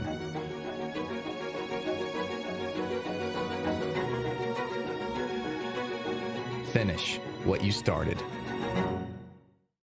Hey, Dean Blandino here, and guess what? Football season is right around the corner. And to watch the best live broadcasts in high school sports in Northeast Oklahoma, download the Southern Sports Network app. And check them out on Facebook, Instagram, and Twitter. I just did. Give them a like. It's the best broadcast in high school sports, and not just that area, in the country. Check them out.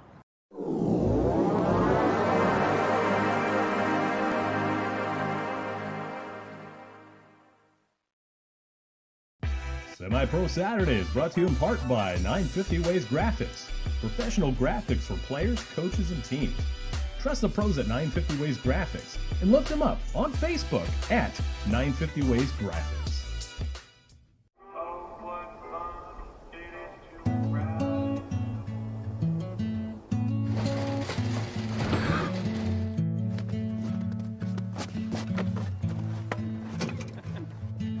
She was a good companion, eyes like the Grand Canyon. She was an American beauty. She was a long goodbye. She was the best I lived by.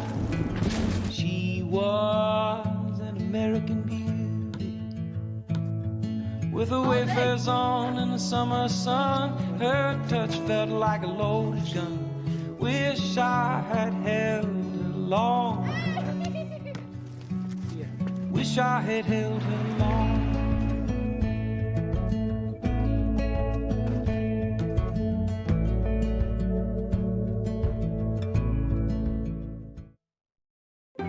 We are computer science pros, chemists and lab technicians, health professionals, mathematicians, and science educators. We are the Greg Wadley College of Science and Health Professions at Northeastern State University. Choose from degrees in natural sciences, health and pre-health professions, mathematics and computer science, and more. Discover the possibilities at Northeastern State University. My name's Todd Harden, and I am Todd's Coffee. The reason I do this to begin with is because I really want people to experience coffee. what I'm doing and what other roasters are doing as well is, we're trying to figure out what the bean is trying to tell us. My goal and my customer really is, there's probably 2 out of 10 people that could taste the difference in one of my better roasts versus an average roast. If I can make those people happy, I'm making everybody happy. And so that's kind of my philosophy when it comes to roasting. You can just go to toddscoffee.com. You can get a whole bean, or I'll grind it for you. Either way, there'll be a drop down in there that you can order it that way. So order some coffee. Things could be stranger, but I don't know how. I'm going to change this now.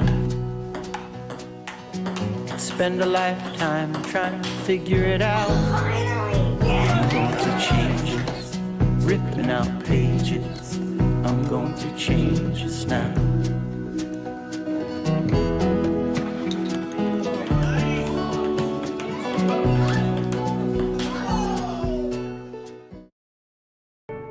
The College of Education at Northeastern State University prepares educators, mental health providers, and fitness or health professionals with undergraduate and graduate programs. Choose from degrees in elementary, secondary education, special education, health and human performance, psychology, and more. Be ready from day one at Northeastern State University.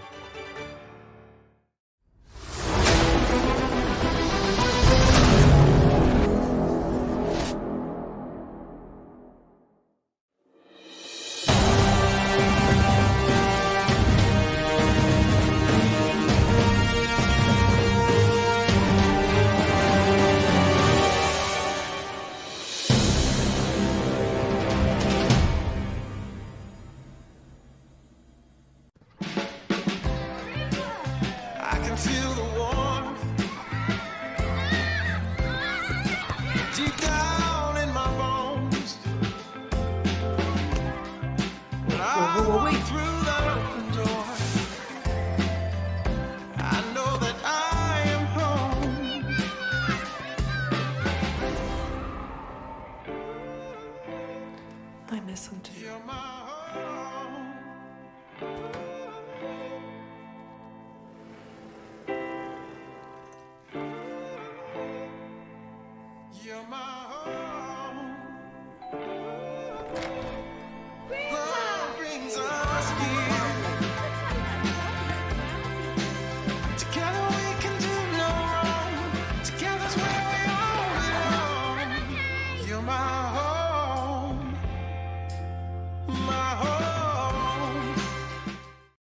Mowing your yard just got easier. TNG Power Equipment has the best Ferris mowers to get the job done, including the all-new 60-inch redesigned deck that mows up to 11 miles per hour in tall or wet conditions. And for smaller lawns, our Ferris 300S starts at just $39.99. And right now, save up to $1,000 on select Ferris models. Commercial grade to last a lifetime. TNG Power Equipment has Ferris mowers to tackle your projects.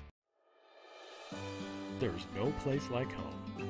Whether you live in Oklahoma, Arkansas, or Missouri, Realty Mart USA is your go-to real estate company for residential, commercial, agricultural, or land. We believe in strong connected communities and sponsor local events. Realty Mart USA, supporting our communities, supporting our future.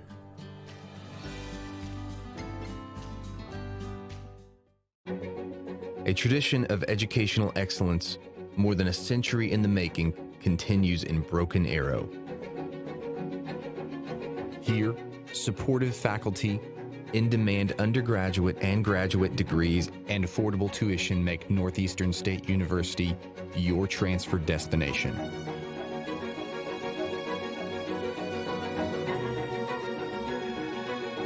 Finish what you started. Hey, Dean Blandino here. And guess what? Football season is right around the corner. And to watch the best live broadcasts in high school sports in Northeast Oklahoma, download the Southern Sports Network app. And check them out on Facebook, Instagram, and Twitter. I just did. Give them a like. It's the best broadcast in high school sports, and not just that area, in the country. Check them out.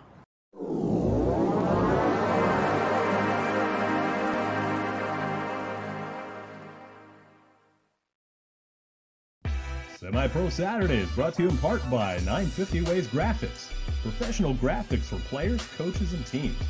Trust the pros at 950 Ways Graphics and look them up on Facebook at 950 Ways Graphics.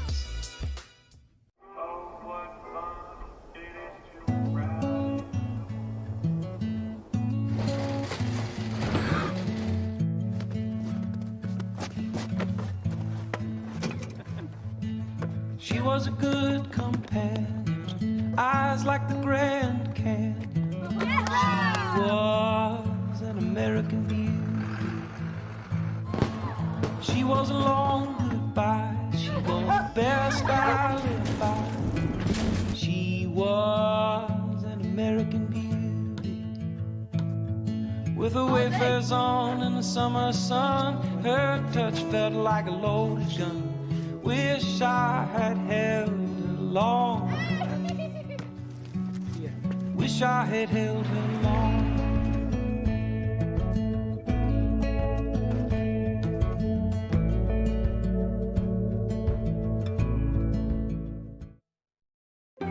We are computer science pros, chemists and lab technicians, health professionals, mathematicians, and science educators. We are the Greg Wadley College of Science and Health Professions at Northeastern State University. Choose from degrees in natural sciences, health and pre-health professions, mathematics and computer science, and more. Discover the possibilities at Northeastern State University. My name's Todd Harden, and I am Todd's Coffee. The reason I do this to begin with is because I really want people to experience coffee. What I'm doing and what other roasters are doing as well is, we're trying to figure out what the bean is trying to tell us. My goal and my customer really is, there's probably 2 out of 10 people that could taste the difference in one of my better roasts versus an average roast. If I can make those people happy, I'm making everybody happy. And so that's kind of my philosophy when it comes to roasting. You can just go to toddscoffee.com. You can get a whole bean, or I'll grind it for you. Either way, there'll be a drop down in there that you can order it that way. So order some coffee. Things could be stranger, but I don't know how. I'm going through changes now. Spend a lifetime trying to figure it out. I'm going through changes, ripping out pages. I'm going through changes now.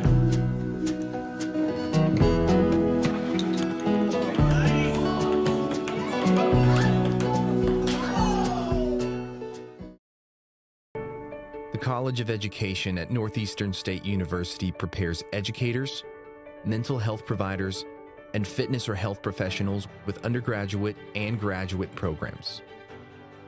Choose from degrees in elementary, secondary education, special education, health and human performance, psychology, and more. Be ready from day one at Northeastern State University.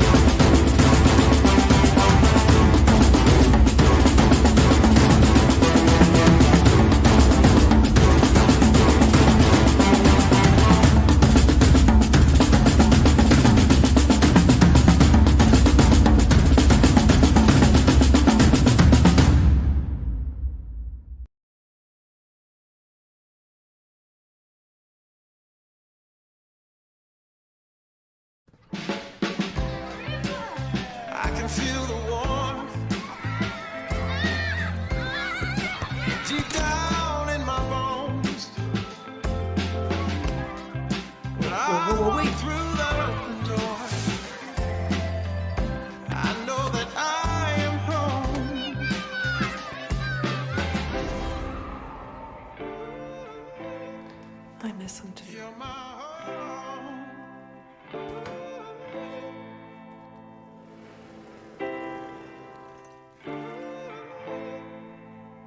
You're my home.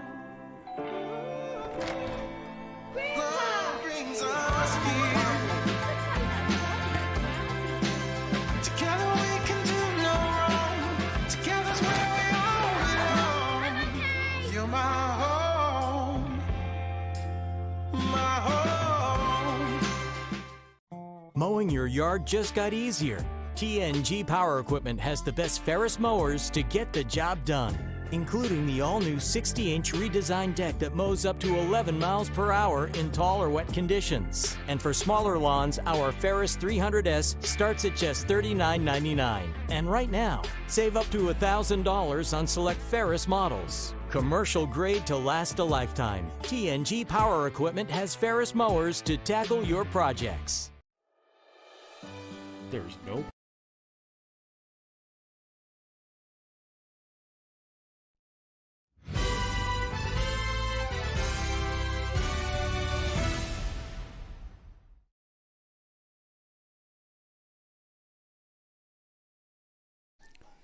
Welcome back, folks. It is the second half of the Swamp. The meeting back at the Swamp here in beautiful Inola, Oklahoma. Chris Dotson joined in with Gary Joyce, the former coach. And it's been a 14-0 affair. And I'll tell you what, it's been all Skyhawks offense, but honestly, that defense, the Gators defense, has been pretty outstanding. Yeah, they've been put in some terrible spots and have gotten out of them, which is really what's helped keep the Gators stay in this game because their offense has really been struggling. And I get it; it's different. Like Jalil playing quarterback is something they're not used to. Great return, by the way. I'm sorry I was talking through that whole return, but good field position. Gators got the ball, so we'll see what happens here. It should be hopefully a big drive for the Gators. They can put one together and put one on the board. Yeah, but, great field position, as you can see that on the replay here. As they just find some blockers to the outside, able to take that edge, gets it past the, well, looked like past the 50, but they're going to place the ball at the 46. Fair enough. Fair enough. Good enough. But, yeah, still best field position Gators had all night, so hopefully they can take advantage of it. So talking to head coach Daryl Nave at halftime, asked him if there's going to be any adjustments or anything. He's like, no, nothing much to adjust. We're doing good. We're up 14-0 against a team that knows that, they know they're struggling offensively because of the situation with quarterback. But it's a good game. That's pretty much what he said, and they're going to keep doing what they're doing, take advantage of the situation. Well, oddly enough, I spent some time with Coach Robinson, Micah Robinson with the Gators head coach, and kind of asked him the same thing, like what we're going to do anything different. And his answer was simple. He said, we just got to quit shooting ourselves in the foot offensively, with penalties and turnovers and things like that. If we can eliminate turnovers and some penalties and play a little cleaner, he thinks they're okay, too. So nobody had any crazy adjustments in mind. They just plan on playing. Ward takes the quarterback keeper, design quarterback keeper, make it look like it was a play action. Smart move. Got him a first down, yeah. 2 run plays and first down. That's going into this game. That's kind of what I expected to see out of the Gators. And again, turnovers and stuff have hurt them, and they kind of got away from it because they were getting beat 14-0. But, man, it's a lot of time. It is. It really is. But here we are. First down and 10, this time on the Wichita Skyhawks side. A good time to get some points on the board. And it is 4 wide, single back formation. He's going to call man in motion. He's going to try to roll out to the right, overshoots, and basically kind of overshot on the backside, wanting a flag on the play but doesn't get it. I could see their argument. But I don't know if you noticed that there, Chris, but one thing I've seen, obviously being an offensive lineman myself, I always pay attention to those guys. But Big Brandon, I coached him last year. I'm going to beat up his last name, but it starts with a Z. That's all I'm going to go with. Z. There we go. But he did a great job of calling out protection. before that snap and pointing out some blitzes, and that's high level football right there at this level of football anyway. So absolutely. Zuniga, Brandon Zuniga on the play. That ball is incomplete. Now, Chris, tell me if I'm wrong. They run 2 plays running the ball. Ran the ball 2 plays in a row and got a first down. Now they've thrown the ball 2 times in a row, and now it's 3rd and 10. Yeah, it is what it is. I think, they're trying to find something, a mismatch, open this game up a little bit more. But, again, you haven't really established the run all that much. You maybe done it in 2 plays. But so here we go. 4 wide again. Ward's going to go back and pass. Ball's in the air, and it is incomplete, underthrown. And it's going to bring up 4th down. Looks like we got a and fight we got here. A fight going on. Oh, we got a helmet pulled off, and it's the beauty of Semipro now. We got the security guards out there. Man, yeah, I know the security guard did a crazy Superman flying on that deal. He sure did. Definitely wanted to stop anything like we'd seen up in St. Louis, which is a few weeks ago. Great, which is good. I'm glad to see that. I don't like that stuff at all. I mean, it hurts the game in so many different ways. It does, and there is a flag on the play naturally. Question is who is the infraction on? Dead ball foul, unsportsmanlike on the Gators. On the Gators.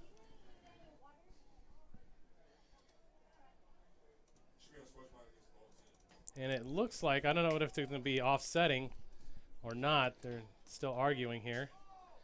Dead ball against. It's going to be offsetting. Replay of the down. So all that for nothing other than a terrible look for the game. Yeah. I mean, that's all that came out of that.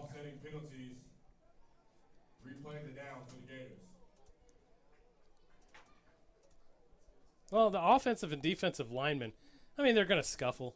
But there's no reason to, pull off a helmet and try to swat or anything, which I didn't see any swatting at all. Just pull off the helmet. So that was good. Yeah, but I mean, there were punches thrown and all that. I don't understand why these guys feel like they need to do that stuff. Next week on the Southern Sports Network, MMA. I do think we have a sport there, Chris. We do. We have some MMA mixed in with football. And maybe mixed martial football, MMF. Yeah, linemen, they have MMA gloves on and stuff instead of pads. And you can get maybe after we it. can get a variation of sumo wrestling. Yeah. That would be a lot of fun. I agree. I agree. It is what it is, and we're still kind of waiting on everything kind of going down here. And yeah, we got Gator coaches out there talking to the officials. We got. Looks like they're finally starting to come off a little bit. I'll tell you what, we're gonna take a quick break, folks. We'll be right back right after these messages from our sponsors. You're watching Semipro Saturday on the Southern Sports Network. We'll be right back. Things could be stranger, but I don't know how. I'm going through changes now. Spend a lifetime trying to figure it out. I'm going through changes, ripping out pages. I'm going through changes now.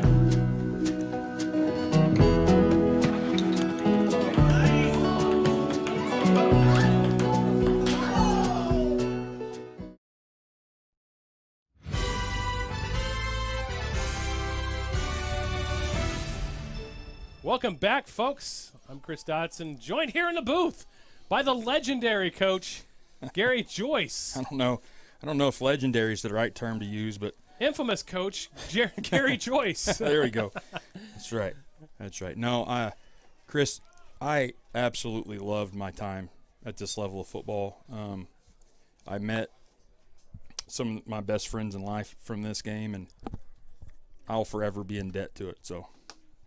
Oh, absolutely. Same here. And that's what really got the Southern Sports Network going, was semi-pro football. And we've kind of stuck around. It's given us a great time to really, dust off some rust before we get into high school season, and giving us a chance to prepare and do some new stuff that, we get to unleash here first perfect it and get it ready for the high school ball season. So absolutely.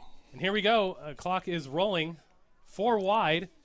They got it on the down marker as 4th, but it is 3rd down. Ball is snapped. It is away and is underthrown again, and it probably should have been, because if that wasn't, it would have been probably a pick 6. Or was that 4th down? Julia Ward's pass intended for number 14, Caleb Stacy. Good question. Was it 4th down? You know, we got all that confusion going on, and it shouldn't have been a loss of down. It was all after post-snap. Yeah, so I don't know what the deal is here. Yeah, they're saying it's 4th down. So it's 1st and 10 for the Skyhawks. I think there's just so much confusion going on with this officiating crew. Again, like we said, you know, it's a big ask to do NFL rules, and you're bringing high school officials, and they know what they know.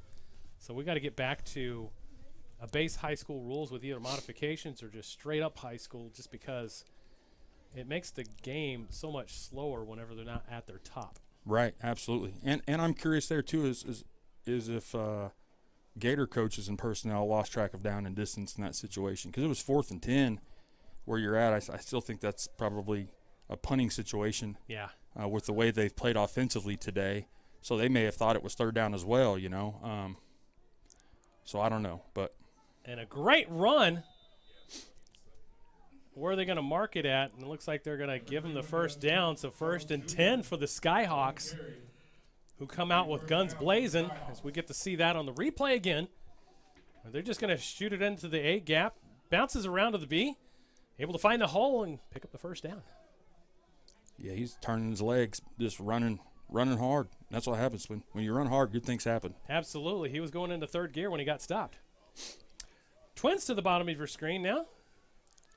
Another run on the inside. And they didn't get the 1st down to begin with, but that one did get the 1st down, 1st and 10. Looks like he got some contact and just bounced off of him. Gators going in there and not wrapping up, but going in there and hitting them. And we know that doesn't work against another adult. You can't just run into him. You got to tackle him. But, you know, hey.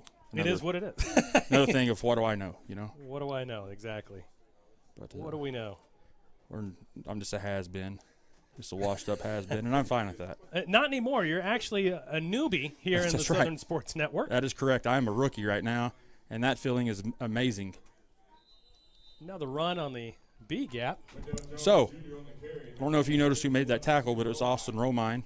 He was not here the first half. I seen him enter the locker room at halftime. Ah, so late arrival for Austin coming in and making a big play. Which is the linebacking core. Which is good for Tulsa. They Austin Romine is a leader on and off the field and is one of the better defensive players that we've had over the last 4 or 5 years in the Gator organization. Yeah. He dates back to playing for the Tri-City Panthers, is where he came from originally, and so. Oh wow. Yeah, he's a good football player. So Stewart's back. Play action. He's going to throw it in the inside. Does not get it. And that's going to bring up 3rd down. Wichita gets in that tray formation to where there's a tight end and 2 receivers outside off the ball. And that is a really hard formation to defend because they create an extra run gap, but you still have trips that you have to worry about in the passing game. So it kind of puts your outside backer guy in conflict there where he doesn't know if he wants to widen with the receivers or stay tight due to the extra hole from the tight end. So that's a tough one, and it's been beneficial for the Skyhawks all night. So the Gators have struggled to cover it. So trips to the bottom of your screen. Stewart's going to look on the outside. He's going to get wrapped up again. Another Gator chomp. And that's going to bring up 4th down and about 12 to 13. Great outside pursuit by the Gators. Sir Henry getting up from the bottom of the pile there once again. 4th down for the Skyhawks. And the Skyhawks have kind of struggled today whenever they get themselves in a good situation. Dodson, I don't know if you heard the Oklahoma Bears score against the Panthers, but it came out as 76-0. Wow. in Kansas City. So looks like the Bears finally figured out what they needed to do to get rolling today. So that could be a scary thing for the league. Oh, absolutely. That was a very interesting punt. Quick kick. And that's going to roll out at about the 17 or 18-yard line. But 76-0, that's a we talked about last night with Coach Kevin Cox and, some of what he does. And I said it in the first couple weeks that if they get this offense going, everybody better watch out, because once they get that spark and they know how to do it and the proof is in the pudding, oh, my goodness, because not only do you have one good quarterback, you've got great, outstanding quarterbacks, 2 of them. And you have different types of quarterbacks also. Yes, and really, and here's the other thing that people always forget about is Danny Knighton can play quarterback for anybody in this league. Yeah, that's very true. And he's played it for teams all year. He's played it as backups. So if I had to play Danny Knighton as a quarterback, I would not go into that game worried at all. I wouldn't either. So they're loaded. They offensive talently for sure. I mean they are loaded. They definitely are. And we'll see what's going to happen down the stretch as we're in the second half of the season, in the regular season, as we get prepared for a very interesting playoff run. And speaking of run, that was a pretty good run right there, as he's going to get bounced out. About a 7-yard gain on the play. It'll be second down for the Gators. And that was Terrell Buchanan on the run. Haven't called his number a lot this season.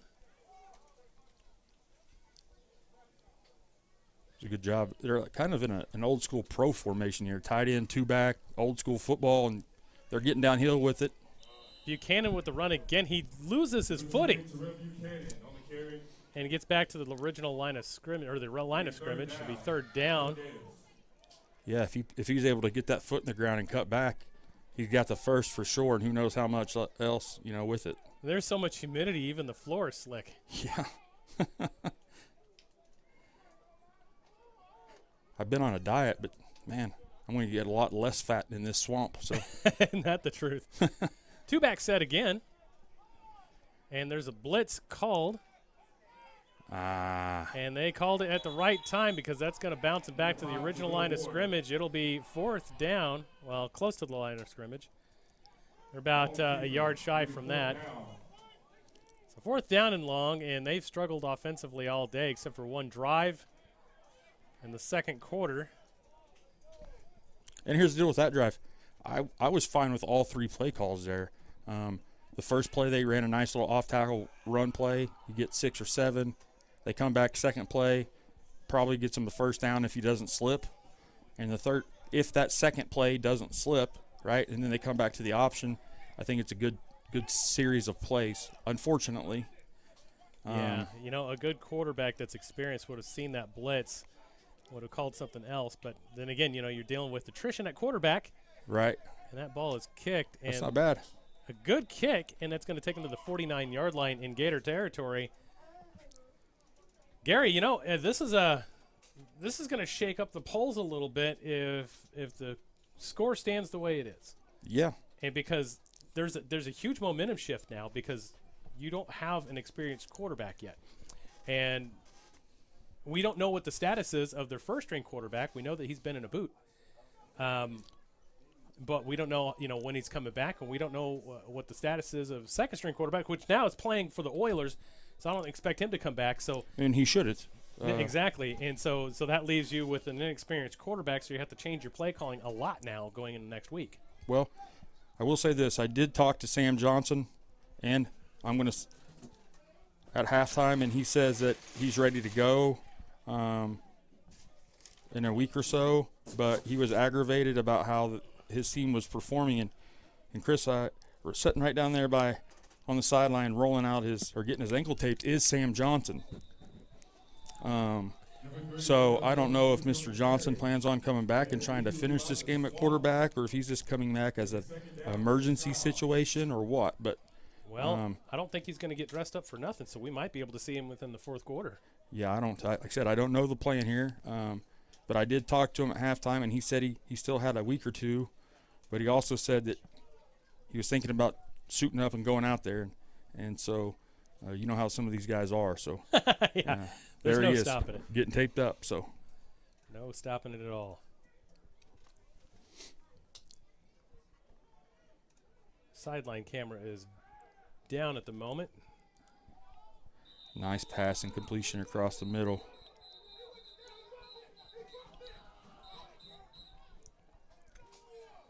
Gators are saying they dropped it, but officials are saying otherwise. Yeah. Unfortunately, as a coach, no matter how much you yell, it doesn't matter. What they call is what they called. It'll be first down for the Skyhawks.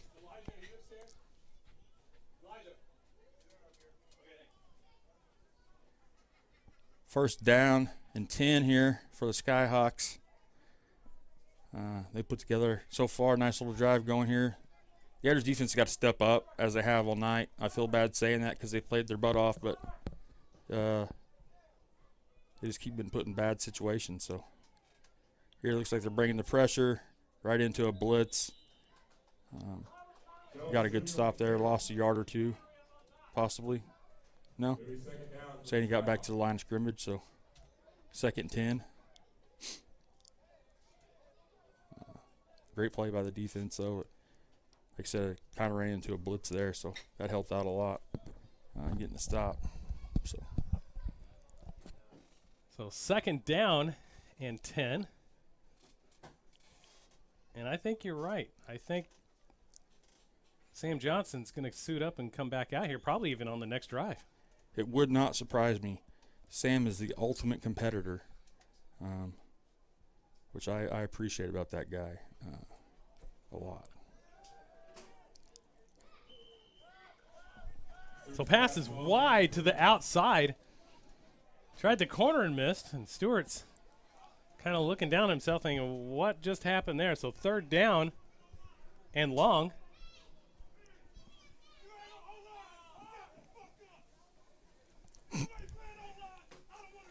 And so we're getting some colorful metaphors on the sideline, trying to make sure that he gets his team fired up. Justin Williams. And so he's making sure everybody's good to go and saying, "All right, guys, let's get it together." Yeah. Justin Williams has been around a long time, Chris, a long time. Played a lot of football on the offensive and defensive lines over the years. And, yeah, he's a little long in the tooth right now, but what he brings as far as experience and leadership is pretty impressive, as you can see there. But looks like we got another clock issue. Yeah. Reset some stuff there, but another clock correction. And we're good to go. 5:31 left back on the clock.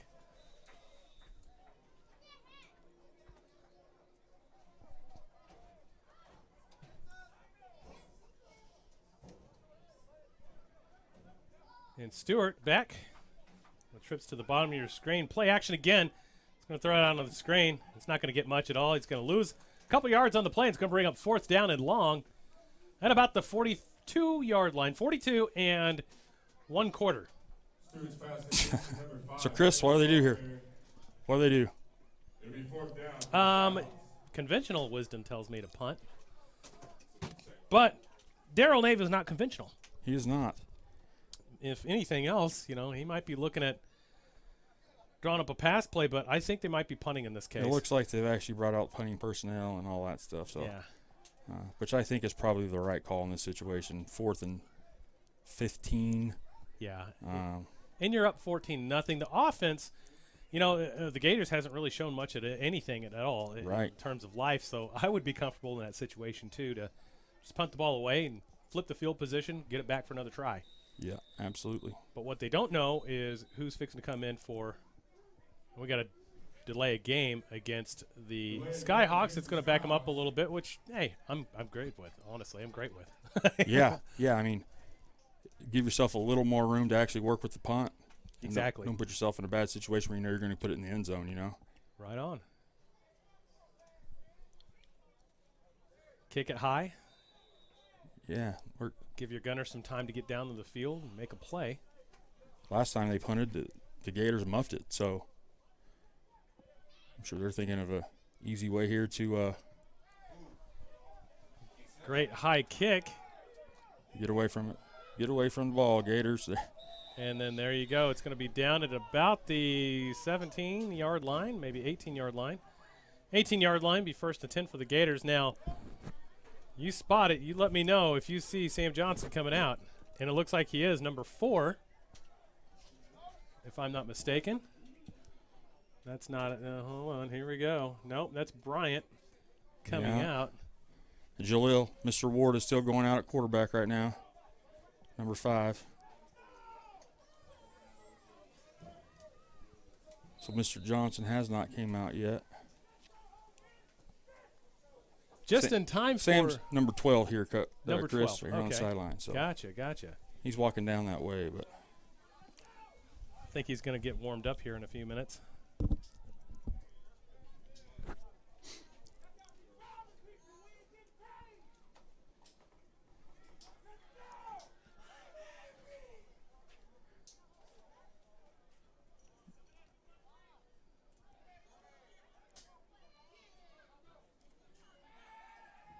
Ward's pass is incomplete, almost intercepted. I'll bring up second down.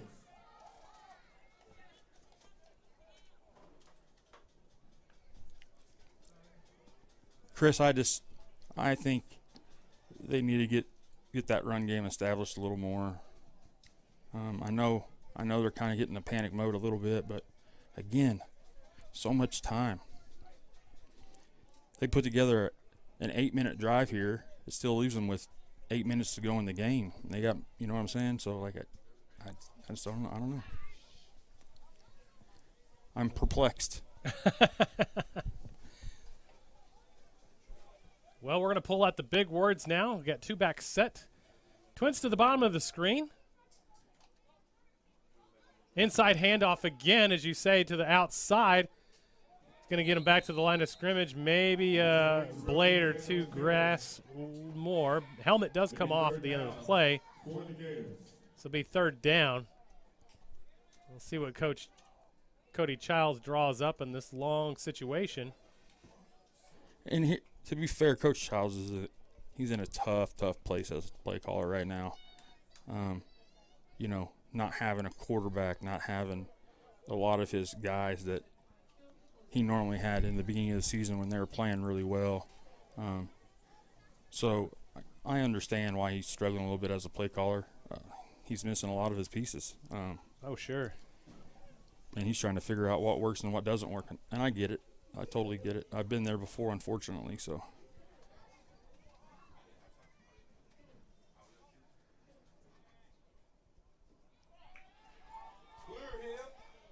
And that ball is intercepted. Well, it's almost like a punt at this point. Yeah. But man, it just puts it. That was 2 plays, though. 3 plays, and it puts the defense right back out on the field. Yeah, 3 and out you never want to have, especially, when you're down 14-0 and your offense really hasn't produced much of anything. I would not be surprised if Sam Johnson really gets warmed up and starts coming back in this game. Yeah, and I'm starting to feel like that the Gators to score may have to do so on defense at least one time with an interception or a fumble recovery or something to generate some points. To be fair, though, the Skyhawks have not done a lot of things to put themselves in a bad situation. So, right.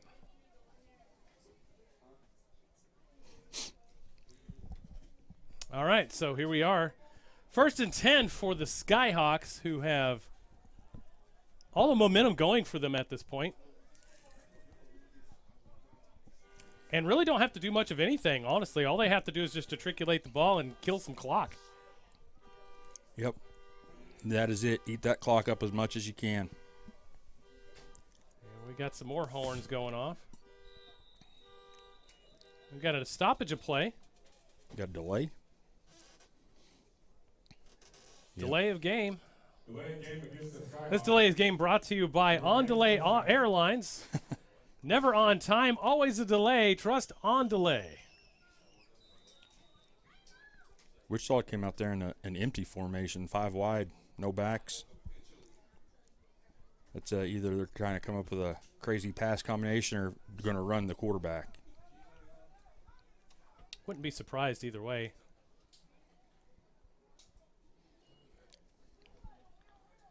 Stewart's going to get the ball. It's going to come right ball came out. Oh, and the official went down. But the ball is recovered by the Skyhawks. Sir Henry Warner on that play. Sir Henry Warner on the disruption. It remains Skyhawks ball.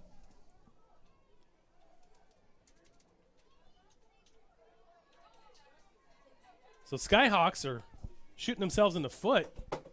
2 drives so far that really hasn't done anything. No, that's crazy. It's second and I don't even know. 21, yeah, second and 21. Wow. No, that'd be a second and like 31. Something, yeah. It's a long ways. I ran out of toes and fingers, so.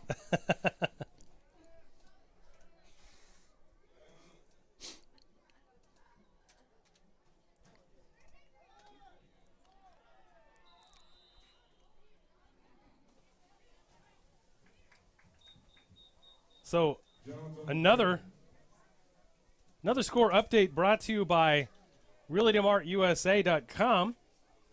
The Arkansas Warcats faced off against the St. Louis Falcons. The Warcats did not get this one. The Falcons won 22-14. Now I picked the Warcats to win this one, so I might have 2 or 3 picks this week that I've lost, and I've only lost 3 picks the entire year. This is definitely not going to be my week, and this is definitely not going to be the call that you wanted if you're a Skyhawks fan. That's going to back them up even further. Yeah, so now it's so it's 3rd down in Texas. yeah. They're down there on the Texas-Mexican border at this point from the first down. I mean, they're down. Sam Johnson is warming up, though.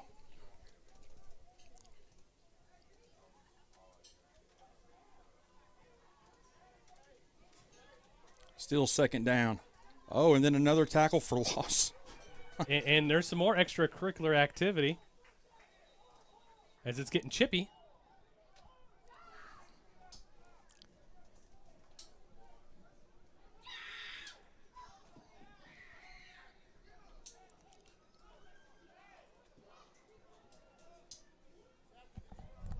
That's going to back them up even further. So still 3rd down. And they're at the 10-yard line. So you do the math. They got to get to the opposing 44-yard line for a 1st down for the line of game. Looks like 3rd and 46, if my addition is correct. But I also went to Skytook High School, so. Oh, well, there's that. Yeah. Yeah. We didn't coach that. We didn't teach math very well there. Do we have another penalty on the play? I don't see a flag down. Yep, another penalty against the Skyhawks. Holding against the Skyhawks. Well, this flag is brought to you by Six Flags. More flags, more fun. Six Flags over Texas in Arlington. It's a great time to get your tickets and everything ready to go as the temperature is starting to skyrocket and the tornadoes are starting to diminish finally. Yes, please. We took a little bit of damage to our home in this last one, and mainly roof damage, and chicken coops were demolished. Chickens weren't happy with me at all. I'm blessed again to not have had any issues other than some tree limbs. There we go. We got plenty of those. 4th and 40-something, as you can see on the screen. It is going to be punted for sure. It's going to be caught. And he's not going to fumble it this time. He's got great field position. He's going to get it and he's going to hold on to it. And it's going to be down at the 29-yard line. Best position for the Gators all game long. And Sam Johnson is on the field. And so this could change the dynamic of what's happening. We'll find out how he's going to do with his injured foot. As you can see on the replay, that was a great run. Good blocking, too. Also helps that you were able to field the ball and hold on to it. Fielding punts are huge at this level of football because a lot of guys don't do it because, lack of practice doesn't happen in special teams. Don't practice a whole lot of special teams in semi-pro football practice. So, that's huge, like you say. You got to have that special talent to be able to do that and pull it in. Yep. He did a great job there. So Sam Johnson comes in. Let's see if that changes the dynamic of this game at all on the offense. Johnson's pass is up. Beautiful pass. He's not going to be able to get it, though, but should have. Lost it in the sun as he was looking at it. And that was a beautiful pass from Johnson. So I have a feeling we're going to see some changes in this offense. Yeah, what's pretty cool there, too, is, first play, Sam throws a fade ball, and he throws it to Jaleel, number 5, the kid who's been playing quarterback all game.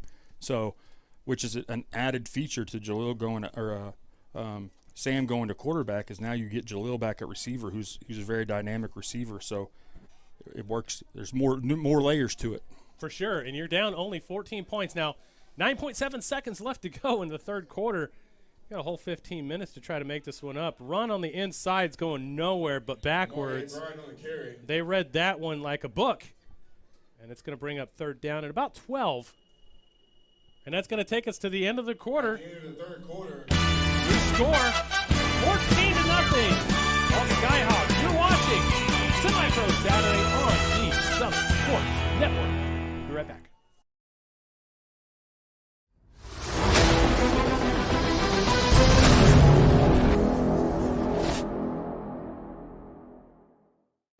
Semipro Saturday is brought to you in part by 950 Ways Graphics. Professional graphics for players, coaches, and teams. Trust the pros at 950 Ways Graphics and look them up on Facebook at 950 Ways Graphics.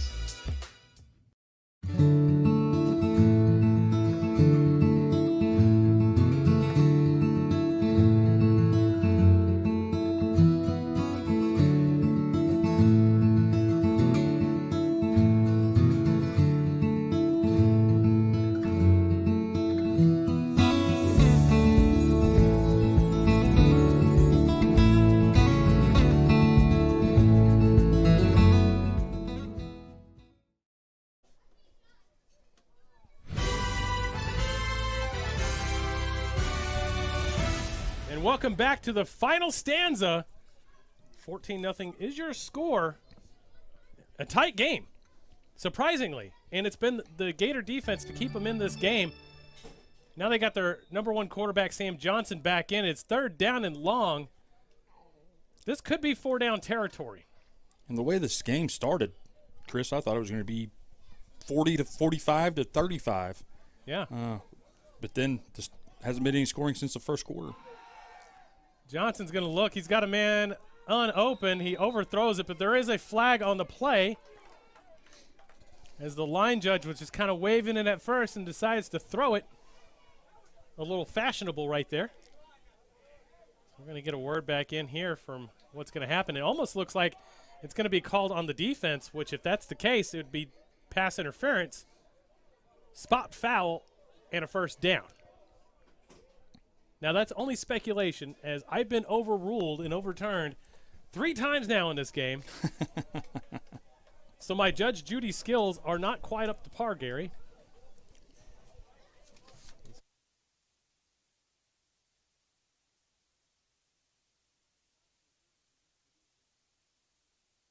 Time I was correct today. First down. Sun shines on a dog's butt every once in a while, too. That's right. As I tell my wife quite often, a broke clock's right twice a day. That's right. And I get to be right twice a day. And I'm broke all the time. Yeah. So 1st and 10. She told me she just takes the big hand off, and so it doesn't matter anymore. It does. They got to get the chains reset. And they don't have the chains exactly correct yet. They're a little slow in the upchuck. There we go. Now we got them correct. Big for the Gators, though. Huge for the Gators. And if they can score on this drive, that changes the dynamic all the dynamic of this game. Yeah, because the Gators have showed to play defense and get Wichita off the field. So 4 wide, single back set. Sam Johnson to the back now. Might have a man open, and it's intercepted. No. Double coverage. Uh, And that is a Skyhawk first down. Beautiful ball. It's just, it was in double coverage. I don't know if Johnson didn't see him in the black end zone. But now you got a receiver down. Let's look at this replay here. He gets John, good protection and just that safety playing over the top. Yep. Great defensive design and execution. And we got that wide receiver down. I think that is Jaleel Ward, which changes a lot in this game. He's getting back up. I think he just got himself a little bit winded and probably disappointed that he dropped that ball or let it get into the hands of the defender. So 1st and 10 at the 20-yard line for the Skyhawks. Man, Gators, they are doing a fine job of shooting themselves in the foot, which is what Coach Robinson said at halftime that they need to quit doing, and is why it's happening. You know, is their problem they had in the first half of shooting themselves in the foot, and it looks like in the second half they're having a little bit of the same problem.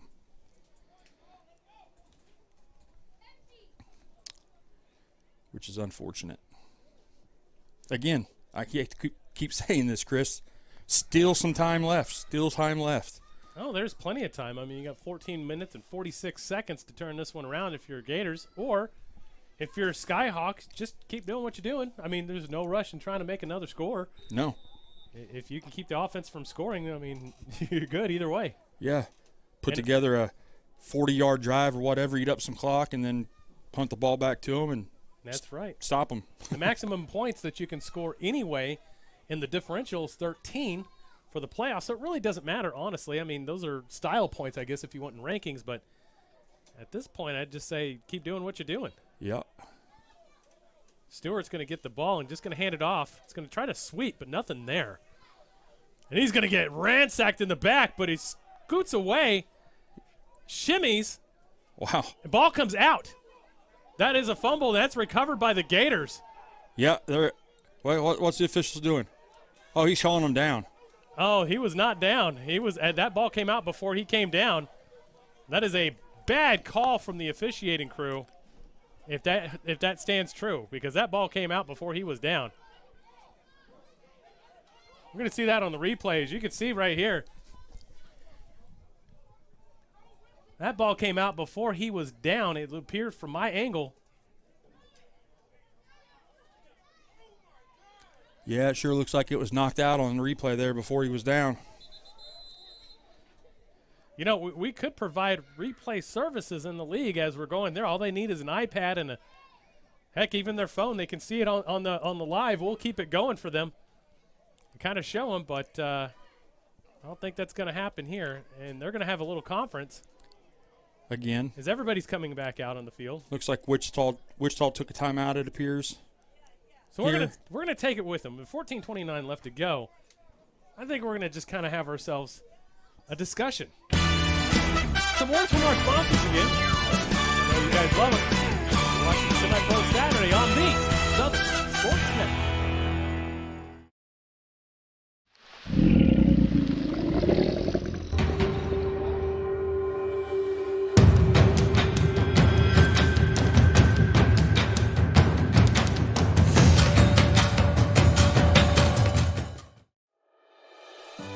There's no place like home.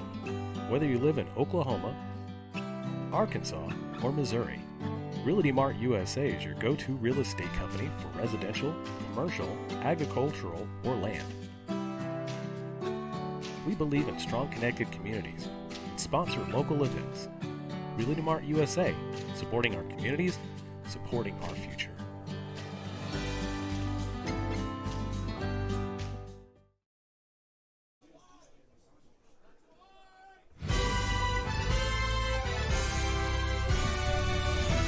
Welcome back, folks, as that was ruled down. And they get another break.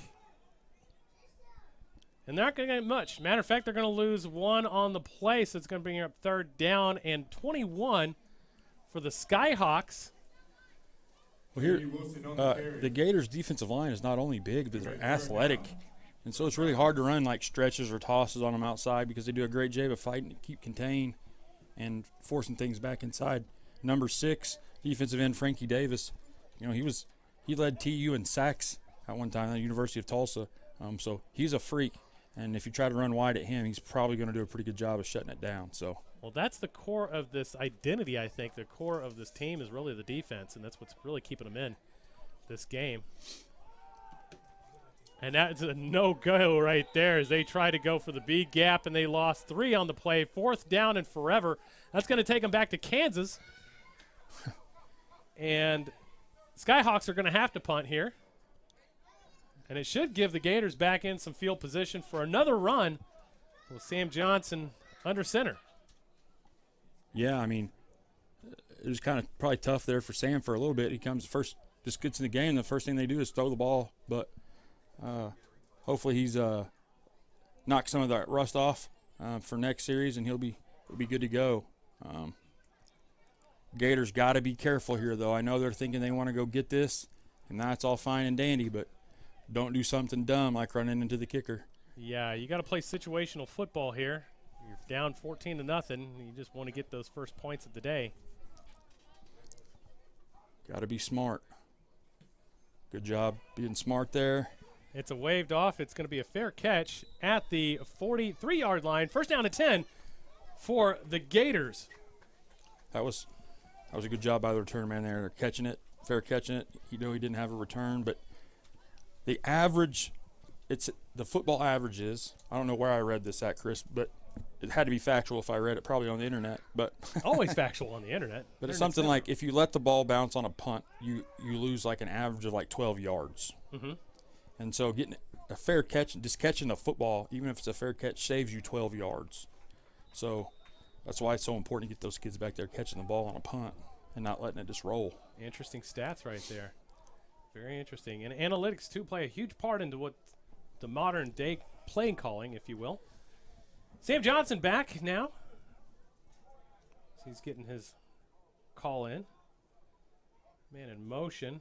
He's going to play action in that one. He's just going to go and do a screen to the outside. Bubble screen's not going to get much. It will get them back to the line of scrimmage. I imagine that's one of those play calls, just kind of keep them on. It's just kind of dink and dunk to start off with. You know, see where they're at defensively. It looked like they tried to release some D linemen or O linemen out there to block, and they were a little late. And then the receiver on top of it he ran in a little too far and didn't really get behind the linemen when they got out there because they were a little slow. So just off timing a little bit on that play. And it happens. That's a tough one. Tough play to run, but if you hit it, it's going to have some success, though. 4 wide, single back protection. Johnson under center. He's going to throw a nice little out route there, and he's going to pick up several yards. Wide receivers trying to go, and they should mark the forward progress right about at the 40. Johnson's pass completes number 5, Jaleel Ward. They're going to put him at the 39, it looks like. That official up top has him at the 40. So that's what they're going with. There we go. Okay. So, hey, simple pass, simple completion. Not a lot of yards, but hey, you got positive yards. So 3rd down, and I'm going to say about 6 or 7. Officially 3rd down and 7. We're about the 11:30 mark.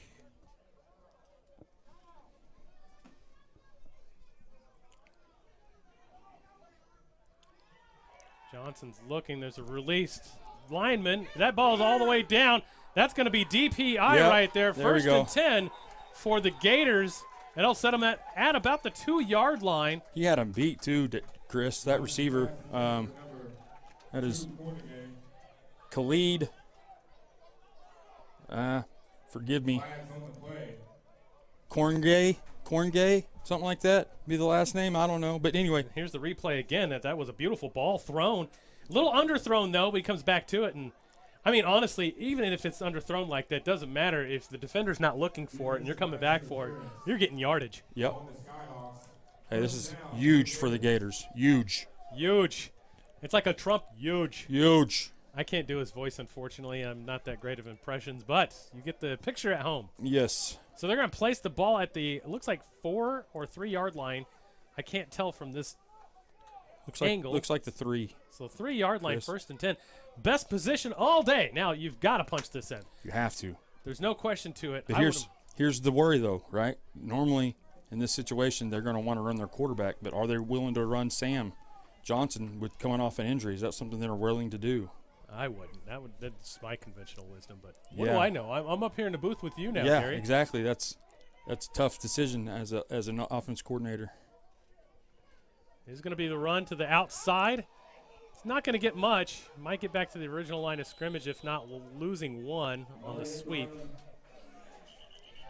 And we got flags on the play. Everywhere. We have a yellow flag, a black flag, another yellow flag. Extracurricular activity after the play. Now, depending on who it came from, it's going to change the play calling and the position on the field. Now, we knew this game was going to be chippy because, well, this is a rivalry game. I don't care what anybody says. We're going to get the official call now. Unsportsmanlike conduct against the Gators. And it's going to be an ejection. And so we got our first ejection of the day, and it's going to back them up 15 yards. And that's what we like to call a boneheaded play. And that kid was the kid that was just a wide receiver that ran down to get the PI. And the very next play, he gets in a confrontation and gets himself tossed and hurts the situation now. Gators had the ball 1st and goal from the 3. They get this, now it backs them up 15. So, man, that additive of shooting yourself in the foot, they're sure living up to it, man. Golly. Yeah, you just had a golden opportunity given to you right there that now you just got even harder, and you're already down 14 points. 11 minutes left to go in this contest. Now Johnson's going to have to come up with something. Get him in the end zone and quickly to keep this one honest, and hopefully your defense can perform like they've been doing all game long. You get back and possibly tie this thing up.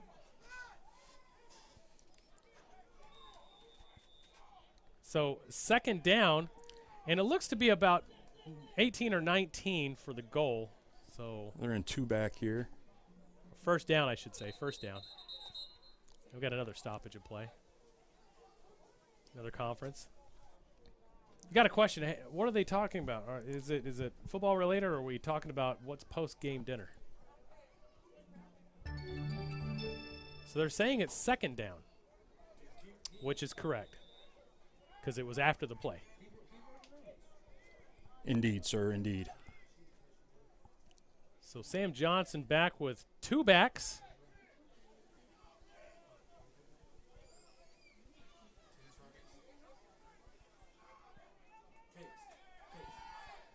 That ball is incomplete. Looked like it might have gotten tipped. So 3rd down and goal at the 18.5 yard line. Looks like the Gators may squander this opportunity.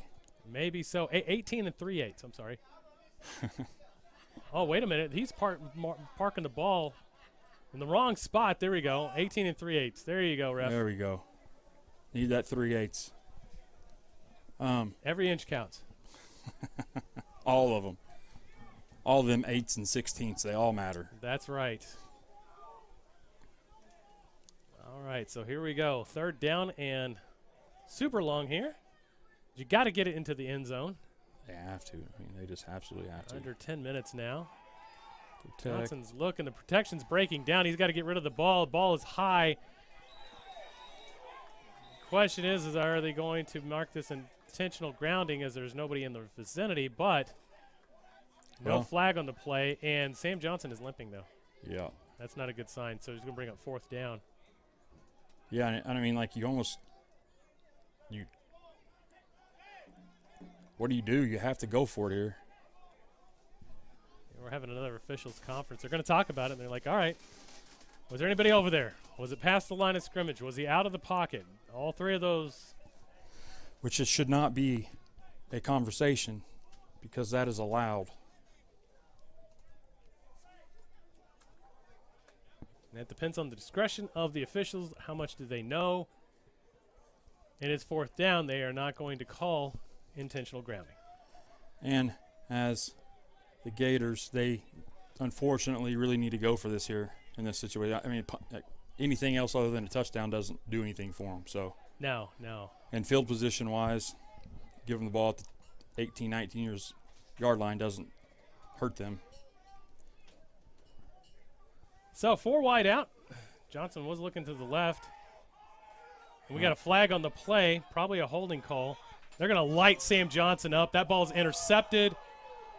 He comes out of the end zone, and he's got a lot of green grass over there, not a lot of green jerseys. No, he could make a run of this one. He's got to beat the big guy, and he's going to. He's going to run this one all the way back. Touchdown, Skyhawks. Touchdown, Skyhawks. Big play right there. Big play. Big play right there. Huge play. And that one might do it for this game.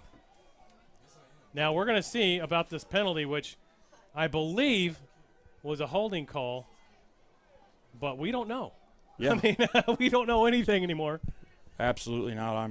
I'm just as baffled as you are on the officiating today.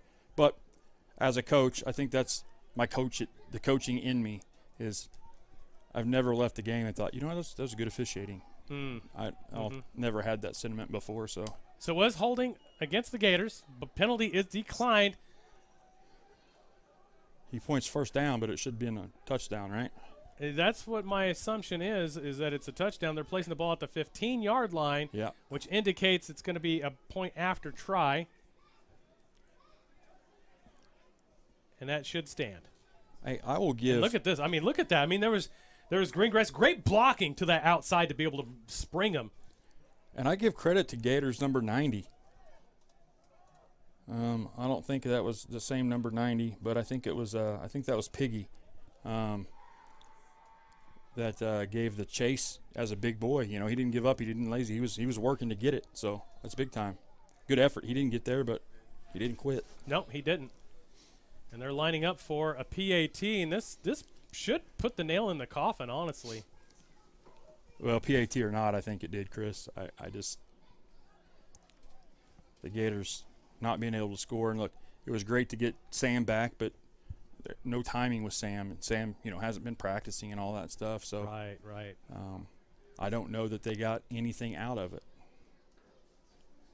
Well, they got some beautiful balls. They did get a DPI. They did, yes. But the balls were kind of underthrown. So he's going to have to get back in and work with the ankle that he's got and try to get this thing going. Now, we're setting up, and we got Coach Childs there, talking to the head official about who knows what, maybe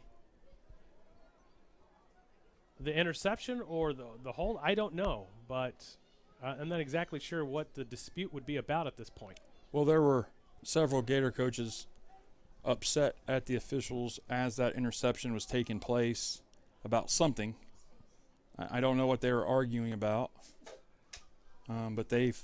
Can we bring up that play again, and let's take a look at it one more time to see maybe we're seeing something else. But he gets lit up, of course, and he's allowed to bring it out. I mean, there's nothing there that indicates anything outside of a clean interception. No dirty blocks. No, I didn't see anything there. Nothing in the back, yeah. At this angle, who knows what happened that we couldn't see, but we saw Sam Johnson take a blow, but that ball came out right afterwards, so that's considered a bang-bang play. Yeah, I don't think that's roughing the passer at all, and I don't know if that's what they're suggesting or not, but that would be the only thing I could see as a potential argument. Right. Ball is down. It is snapped. The kick is up. The kick is good. Wow. It's good. So the first PAT of the day for the Skyhawks. And your Skyhawks is 21-0. We'll be right back, folks. You're watching Semipro Saturday here on the Southern Sports Network. We'll be right back.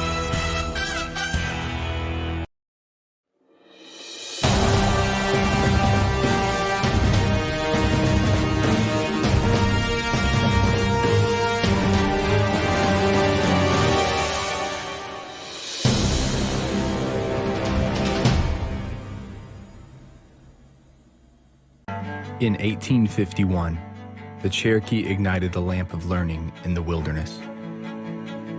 For more than a century, this has been a gathering place where minds are developed and lifelong relationships are made, where dreams find direction. The lamp burns brightly still at Northeastern State University.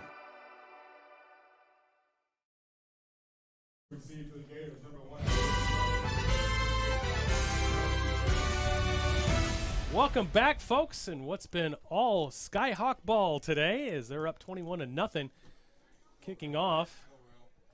And Terrell Buchanan's going to take this one out. He's got some blockers to the inside. Going to get it about the 31 or 32-yard line, depending on where they spot this one. And don't be surprised if this game gets a little chippy as we're starting to sunset finally. It won't be so swampy in the swamp. That's right. A little less swamp in the swamp. A little less, which is good for us fat boys. Terrible for my car seat on the ride home, though. it's going to be moist. Just a bit. As one of our broadcast partners here at the Southern Sports Network, Zeus, likes to say. One of the funniest guys we know. Zeus. That guy. He's a good one. Oh, he definitely is. And very entertaining, to say the least. Absolutely. Can't wait to get him in the Victory Bowl. I mean, that's going to be a lot of fun this year. He is got a timeout on the play. Timeout Gators. But yeah, speaking of which, you know, we pushed back the draft until after the championship game. So we're going to have that the week afterwards. So August 3rd is the championship game. So 7 and 3 makes 10. So August 10th is going to be the Victory Bowl draft. And the Victory Bowl itself is to be determined probably sometime in October, mid-October. Nice time to have that at Tulsa High School, the mecca of semi-pro football locations, as you've got everything around you. You've got everything from hotels. You got plenty of restaurants, plenty of shopping, and, of course, the crown jewel, the Hard Rock Casino, is right across the street. And they've got all sorts of stuff from hotels to gambling and all sorts of fun stuff. So absolutely, yeah. It's I unfortunately have not been able to participate in any of those because coaching high school ball, it always is in that time of year, you know, so it kind of interrupts with me. But right. I hope to one day either get to coach in one or at least go watch one. Oh, yeah, you could even come back up and help us on the broadcast crew for that one. Oh, we got a screen. Good little play. Be on the inside. Good little play. Yeah. Got him 5. Johnson's pass complete to number 1, Isaiah Chapman. Chapman on the reception on that one. Second down for the Gators. And in order for this one to get tied up, I mean, you got 3 scores back to back to back, and you're going to have to stop twice. I mean, that's a huge ask for any team, but yeah, well, and like there isn't a very big sense of urgency. I think they're just trying to get some continuity here, though. I mean, that's the only thing I can think of. Yeah. Johnson's back, and he's going to pass. He's going to find up there underneath. There we go. 14's going to get it. It's going to get him into Skyhawks territory, 1st and 10, and just like that, we're starting to get some matriculation here. Yeah. Now they got a little. Hey, they got a little momentum as well. They're moving with some urgency. Yep. Caleb Stacy on the reception. Now the stoppage to play as they were trying to spot the down box, and the down box is in the wrong spot. Well, no, the down box is correct. They got that spot was incorrect. Oh, there you go. Good call. Yeah. Good call. Boy, the officials are a little off today. Yes, they are. Just a bit on the offside. They're trying. I mean, I know it's tough. It's really tough. is. We're actually going to have a new show in the 4A3, and we're going to actually highlight a lot of the officials and what they do, and do a lot of Q&A with them. That's another completion. This spot was not good. No, spot was not. Caleb Stacy again on that reception. Second down and about 6, it looks like. But, hey, they're moving the ball. They're doing a good job passing. 77's coming off. Yeah, Big Huey coming off the field. That's not good. That is not good. He is probably their best offensive lineman. Probably getting some stretching in. You know, cramps and everything are going to happen, especially if you don't stay hydrated. Yeah. I'm hoping that's all it is some cramps and not nothing more serious like an ankle sprain or something.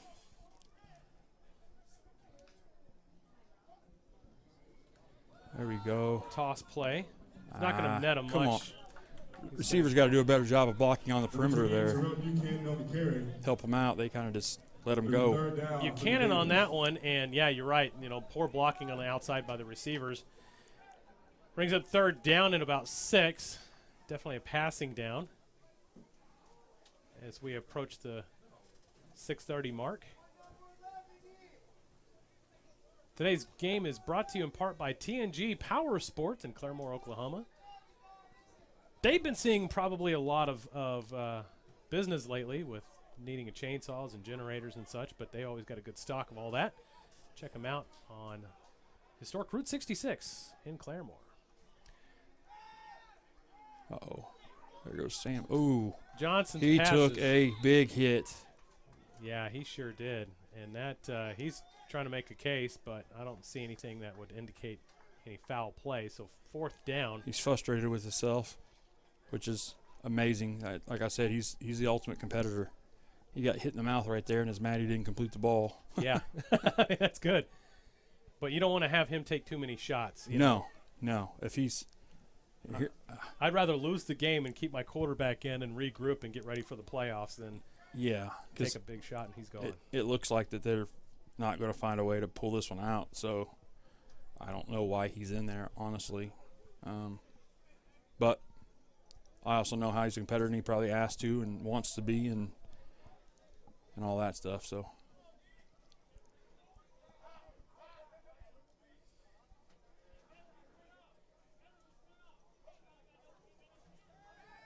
Johnson's looking to the outside. Sees a man open. It's underthrown again and is almost intercepted. Dropped as his butt hits the ground. Well, and that's going to be a turnover on downs. It was a way better play for Wichita anyway. Yeah. Because they get the ball way up here. Who knows where he gets on the return, but field possession-wise, actually way better.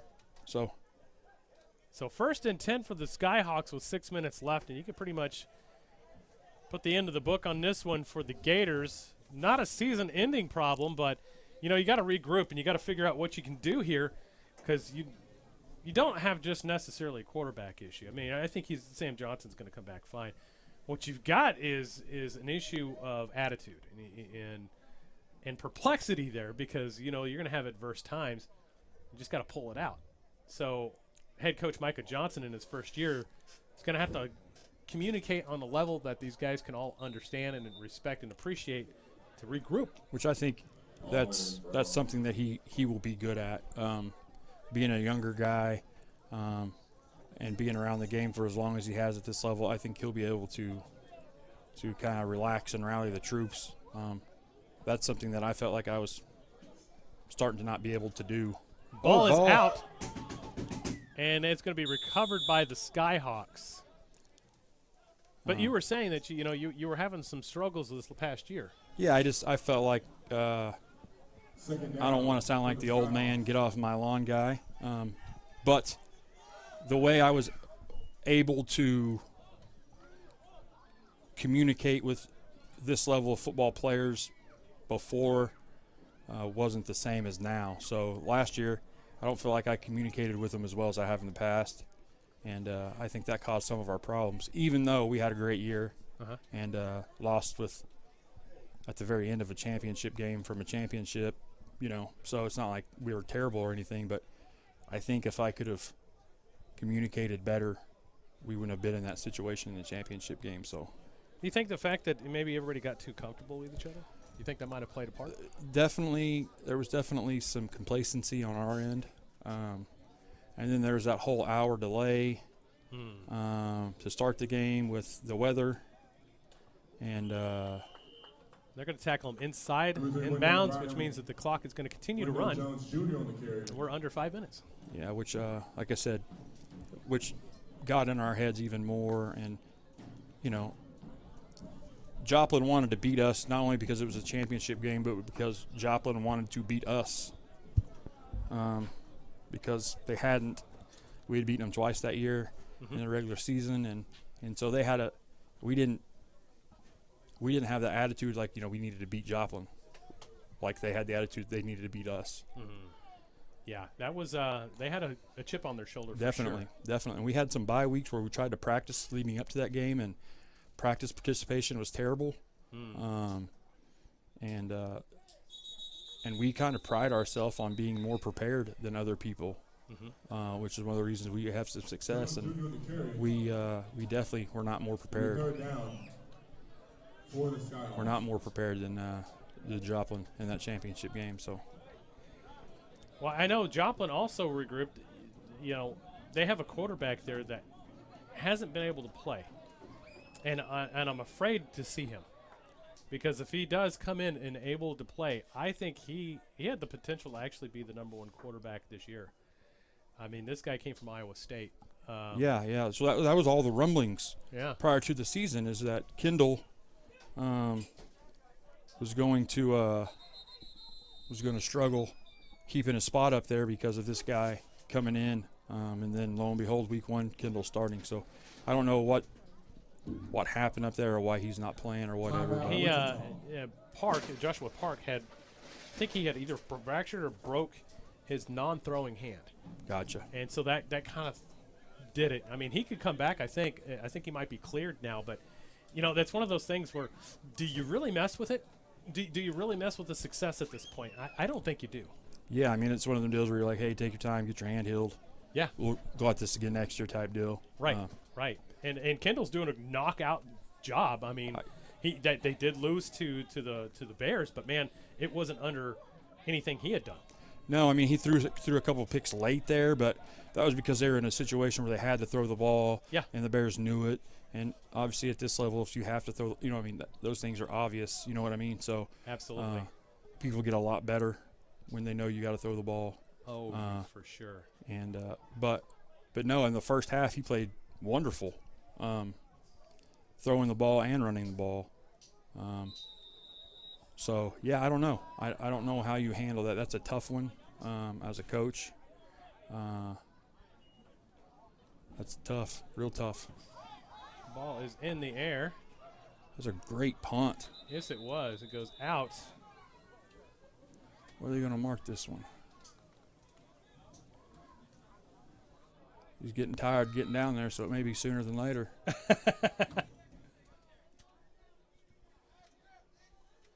Where are you going? Holy moly. Down to the 12? Well, at the end of the first quarter, we got some more scores here from the CMFL. End of the first quarter, it's all tied up at 6.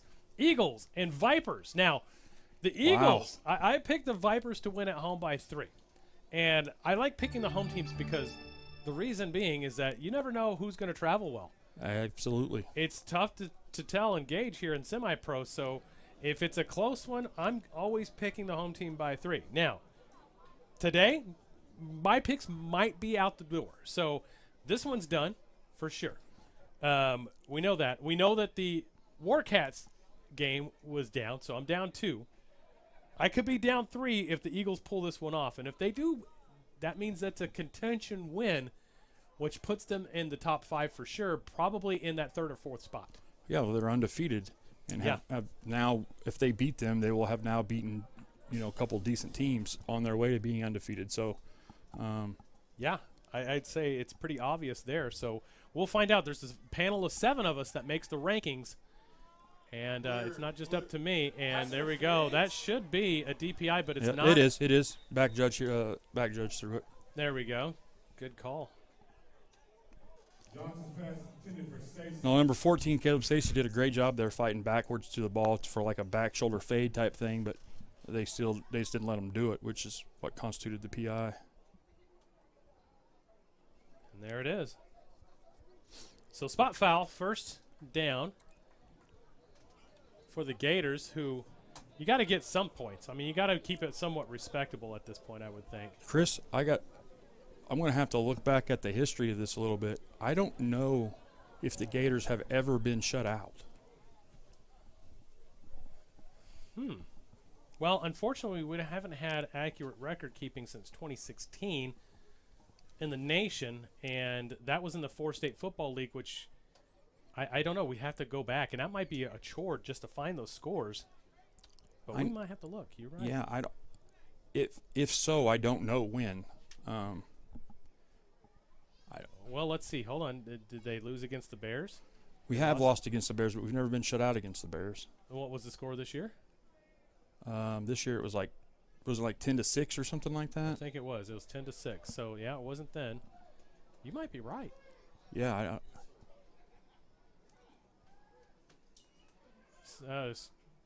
Outside wheel route pass.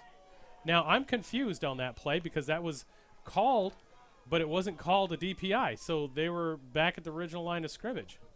Yeah, did it end up just being defensive holding? It's what it looks like. That doesn't make any sense. Defensive holding would have been within 5 yards. I'm Chris, convinced that they don't know what they're doing. Yeah. I don't get it. And this is the crew that the Gators have had for a while now. So yeah, I'm really confused. So are they, apparently. So we're under 2:30, getting close to the 2-minute warning. Johnson's back again, finds a man open. Might get close to first down yardage. I don't think he got it, though. Just short. Bring up third down and short. And they're going to stop the clock. I don't know why they're stopping the clock. Did they call timeout?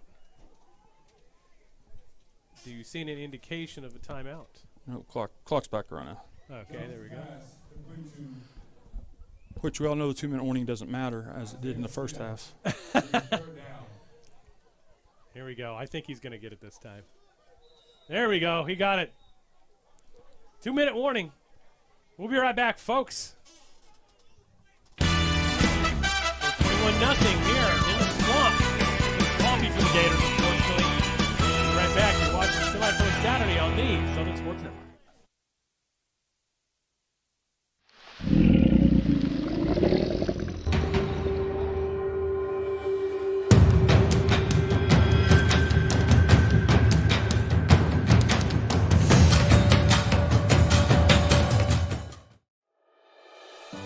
There's no place like home. Whether you live in Oklahoma, Arkansas, or Missouri, Realty Mart USA is your go-to real estate company for residential, commercial, agricultural, or land. We believe in strong connected communities and sponsor local events. Realty Mart USA, supporting our communities, supporting our future.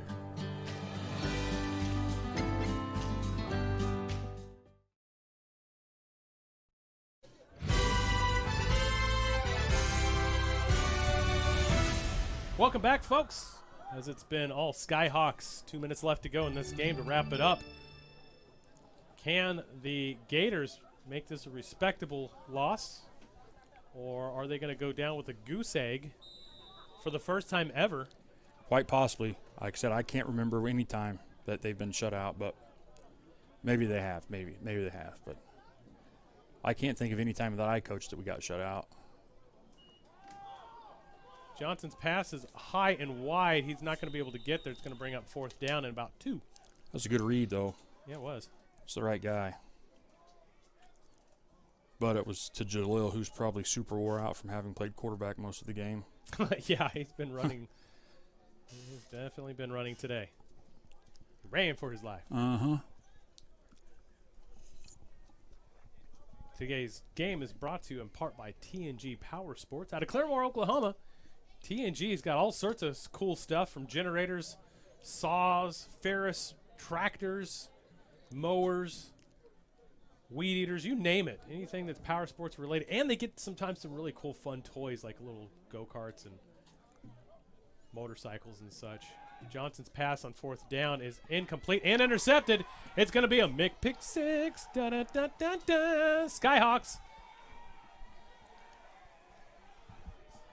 Wichita touchdown again. That read was read like an open book. Yeah, that was a great job by that kid jumping the ball. What number was it? Number 10 there or 13? I can't remember. I think it was number 10 because it was on the inside. He got the popper. Fantastic job. And there he goes. And this has been a blowout brought to you by Pampers. And the Skyhawks definitely jubilant as they're going to give the Gators a mountain-size blowout goose egg for the first time ever. Yeah, that was not good. From the Gator standpoint, not good. Great job by the Wichita kid, though. He broke on the ball and did a fantastic job. Read it well, played it well, executed well. So kudos to him. For sure. So Coach Darrell Nave has definitely got to be happy with the effort from his squad, as he's going to be moving into the 3-1 spot, shutting out the Gators for the first time ever. It is 28-0. Wichita scores 14 in the first and 14 in the fourth. Way to finish strong. Yeah. Way to finish strong. You can't really ask for a better performance out of those guys than what you've seen today. No, they came down here ready to play, and they always do. They always do. You know, and one thing about this team, though, is that you just never know sometimes what you're going to get years in and years out. You know, you can get it to where you're going to see a team that isn't really quite there but pulls together in the playoffs. Then you get a team like this here that they took a loss against the Bears. In a close game. In a close game in Oklahoma City. Yes. And they could have won that game, honestly. They could have. This team is deadly. And anybody out there is watching that in the league right now need to take note of this, because they're only going to get better as the year goes on. They are, absolutely. Their defense is very sound, as always, and Stewart is playing fantastic at quarterback. He played amazing today with his feet and his arm, so he's hard to defend for sure. And that ball is going to be brought out to about the 24-yard line. First and 10 for the Gators, with a $1:33 left to go in this game. We'll get to end this one here soon. They might not even have to turn the lights on. Yeah, I mean, I was kind of thinking they probably already should have about 20 minutes ago, but maybe they're trying to save a little electricity around here. Well, speaking of electricity, you know, we finally got our electricity on a couple days ago in Claremore. Yeah. Some people are still without electricity, so that is terrible. It's a rough one going for them. But what I saw out of that community is something that I haven't seen. I've been around quite a few places in my lifetime, and this is the first time I've ever seen a community really pull together, truly in true form. You had volunteers out there that didn't even know each other, got together on Facebook and started cooking meals for everybody. That's awesome. Free of charge. If you're a tornado victim, or if you're one of the first responders, or even the cleanup crew, they're getting fed. That's awesome. Ball's in the air, and it's going to be a little overthrown. Honestly, I think the ball was fine. The receiver lost a step behind it. Otherwise, it would have been 6. Well, you can obviously see the difference in Sam's arm and Jalil's arm when throwing downfield. Sam has a much bigger arm, obviously. Absolutely. Good throwing motion. Ball is beautifully thrown. Nice tight spiral.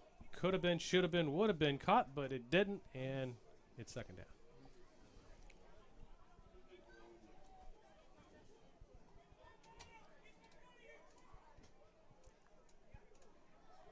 So join us next week. We're going to be in Northwest Arkansas with the Generals hosting the Battle of Highway 49, Interstate 49, as the Joplin Crusaders are going to visit the Generals for their matchup. It used to be a really great matchup, actually, back in the day when they were the Battle. Oh, yeah. I've taken place in that game a few times on the Joplin side, as I actually played for the Joplin one year. And oh, hold on, timeout. The clock should be stopped because the ball was turned over, it looked like. Or all right, well, I don't know. It looked like the change of possession. It almost looked like the official had said that there's change of possession and it's going to the Skyhawks, but I don't know. How would there be an exchange of possession? Did I don't know. It or something? The indication looked like it. I don't know what's going on down there, but they're going to continue writing things down. We're kind of seeing what's going on here. They don't know. We don't know. Nobody knows. Do you know? No. Was it a timeout? I don't know. I mean, they were pointing in the direction of the south. It looks like it is going to be Gators ball. Still, yeah. 3rd and 6. All right, 3rd and 6. Here we go.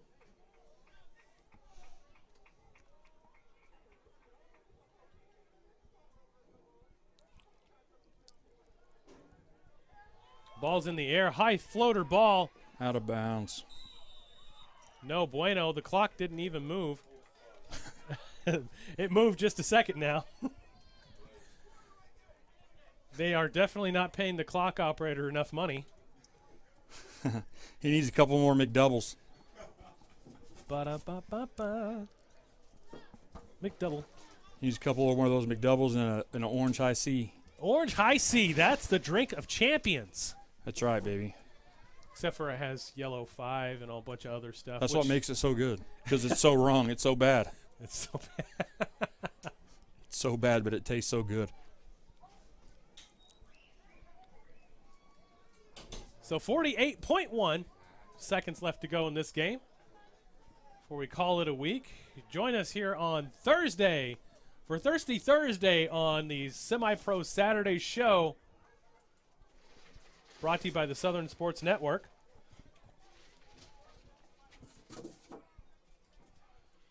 As we'll talk about highlights, scores, matchups, weather, and more.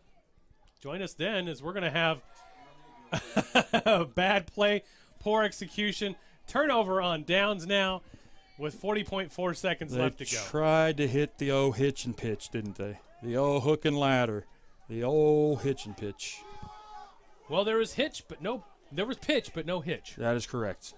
I almost had that backwards. We got everything executed but the last part. Which, honestly, I don't think I've ever seen the Gators kind of like this before. I mean, they're not really there mentally. No, they today this was not a good day for them. I don't know why. It looks like they're just going to run out the clock and call it good, but they struggled today for a little bit, and there's no telling why, but I'm sure they'll get it fixed and get going. Well, that's your final score, folks. Wichita comes in this one. Blowout victory